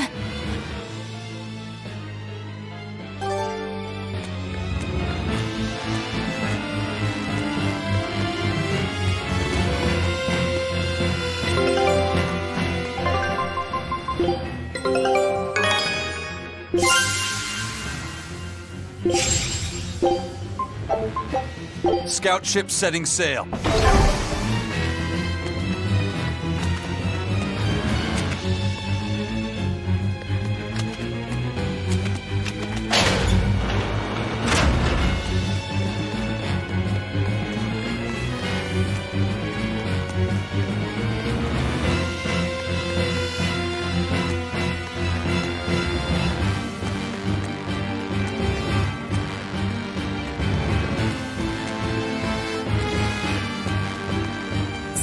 Velvet is a Therian, is she?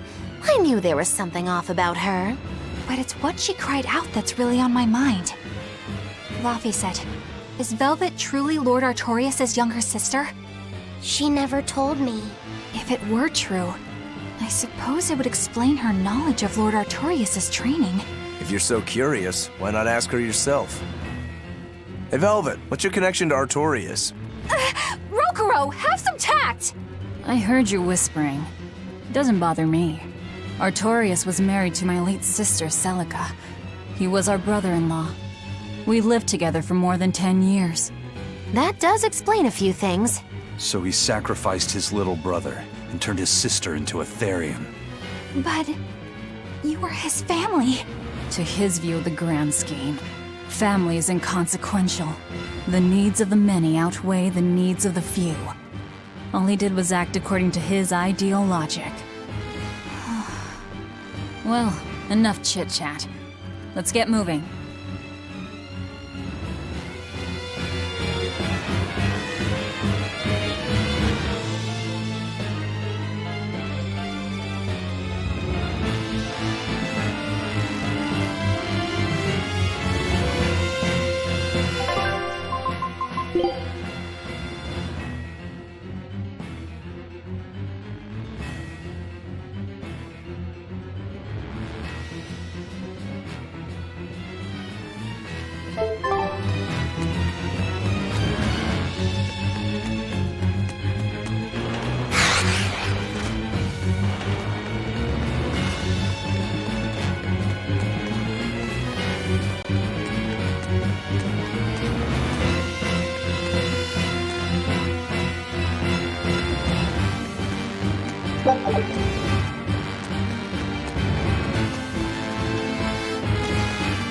So it turns out that Velvet is a Therian who consumes malevolence. And too much malevolence is what changes people into demons. Strong enough malevolence can persist after the person who created it dies, turning their corpse or spirit into a raging monster. That's how undead and phantom demons come about. Then the demons Velvet killed turned back into humans because she devoured their malevolence. Yeah, and consequently, they avoided becoming undead or anything like that. So she saved them. Well, I mean, a corpse is a corpse, of course. Do you think she could devour only the malevolence and turn a living demon human again? Unfortunately, that's impossible due to malevolence's self-reinforcing nature. When Therians are connected to Enominat through an Earth Pulse point, they seem to be able to absorb small concentrations of malevolence from the surrounding area and inhibit the creation of new demons. But any human who builds up enough malevolence to turn into a demon will keep producing malevolence as long as they live. That's right. To devour any malevolence, I need to cut it off at the source. That's how my powers work. Velvet, I'm sorry. I don't mind it. Actually, I find it convenient. This way, I'll never forget my hatred for Artorias. Plus, as long as you stay away from an Earth Pulse point, you get to keep the power of any malevolence you consume. Fuel for my hatred, yes.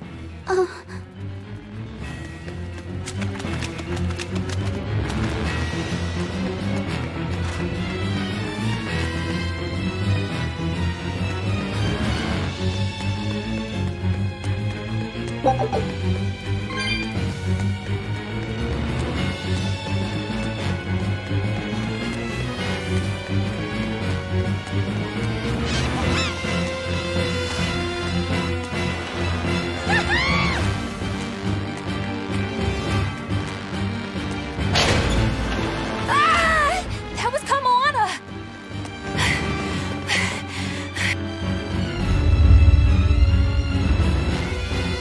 Kamana!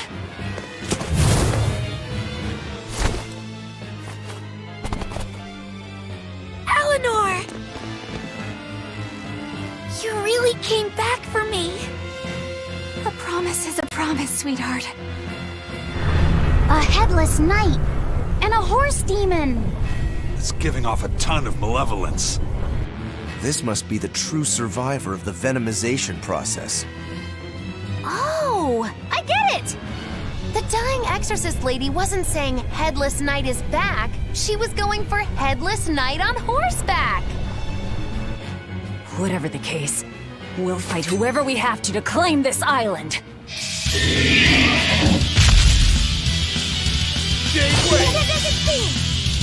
Now I can't help but wonder how the horse's name. Get close and look if you're that curious.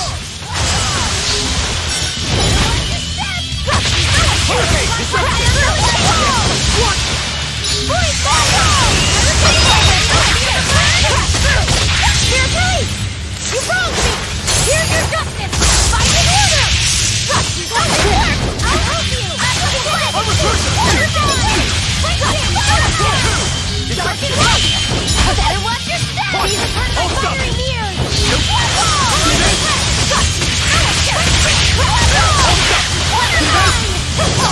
Double hate! I'll help you!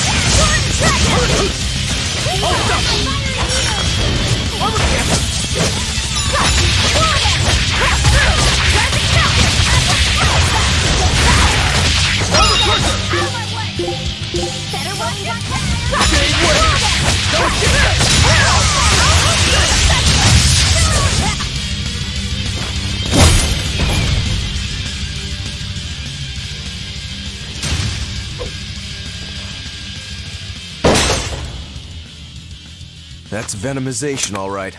Definitely stronger than that headless lump of armor. I beg your pardon? Not you. The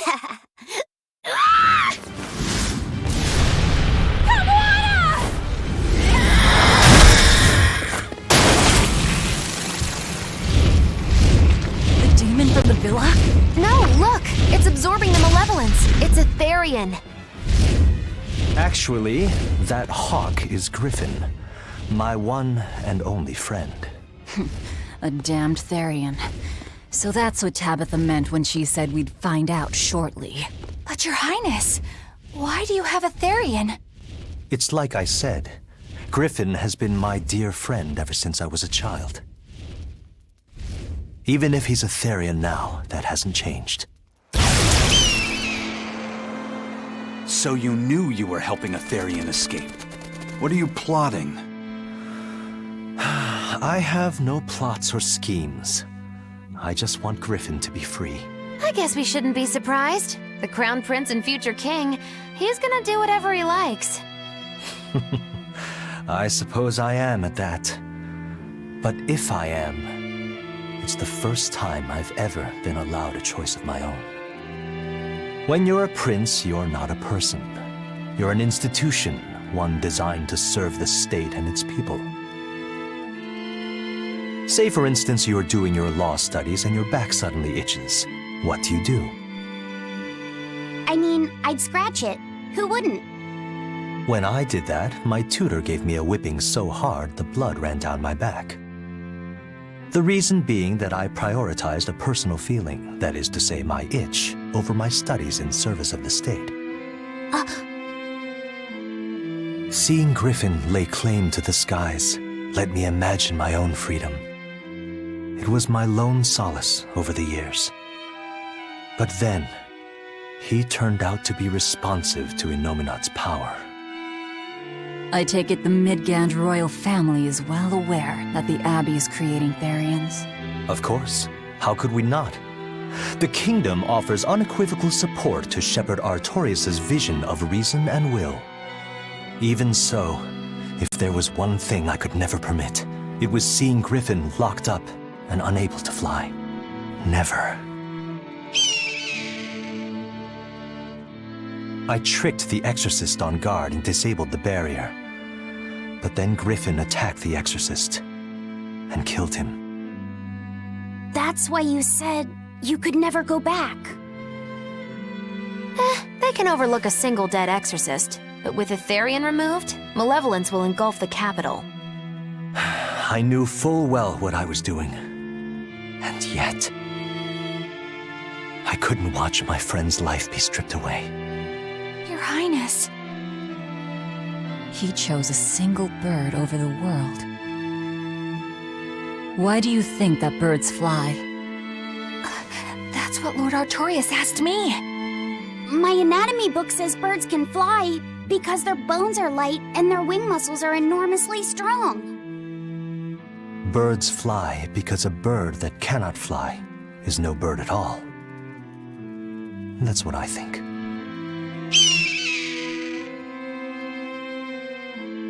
I understand now. As long as you remain on this island, you may do as you please. But if you try to escape, I'll kill you. That should work. This way we'll have him on hand if we ever need a hostage. Understood. I appreciate you letting Griffin and me stay here.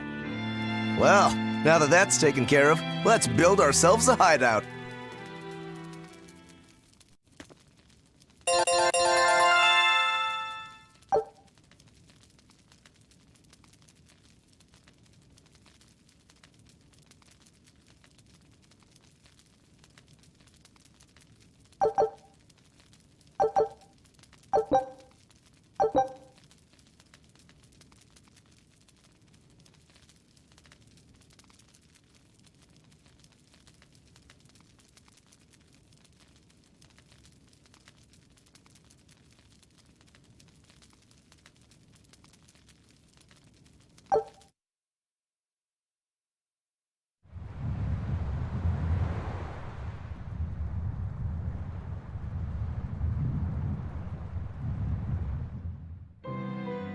Hey, Velvet, do you know where Eleanor is? Wasn't she just playing with you? Yeah, but then she left. I'm worried because she looked pretty sad. Can you go find her? Why me? All right, fine. Just don't cry on me, okay?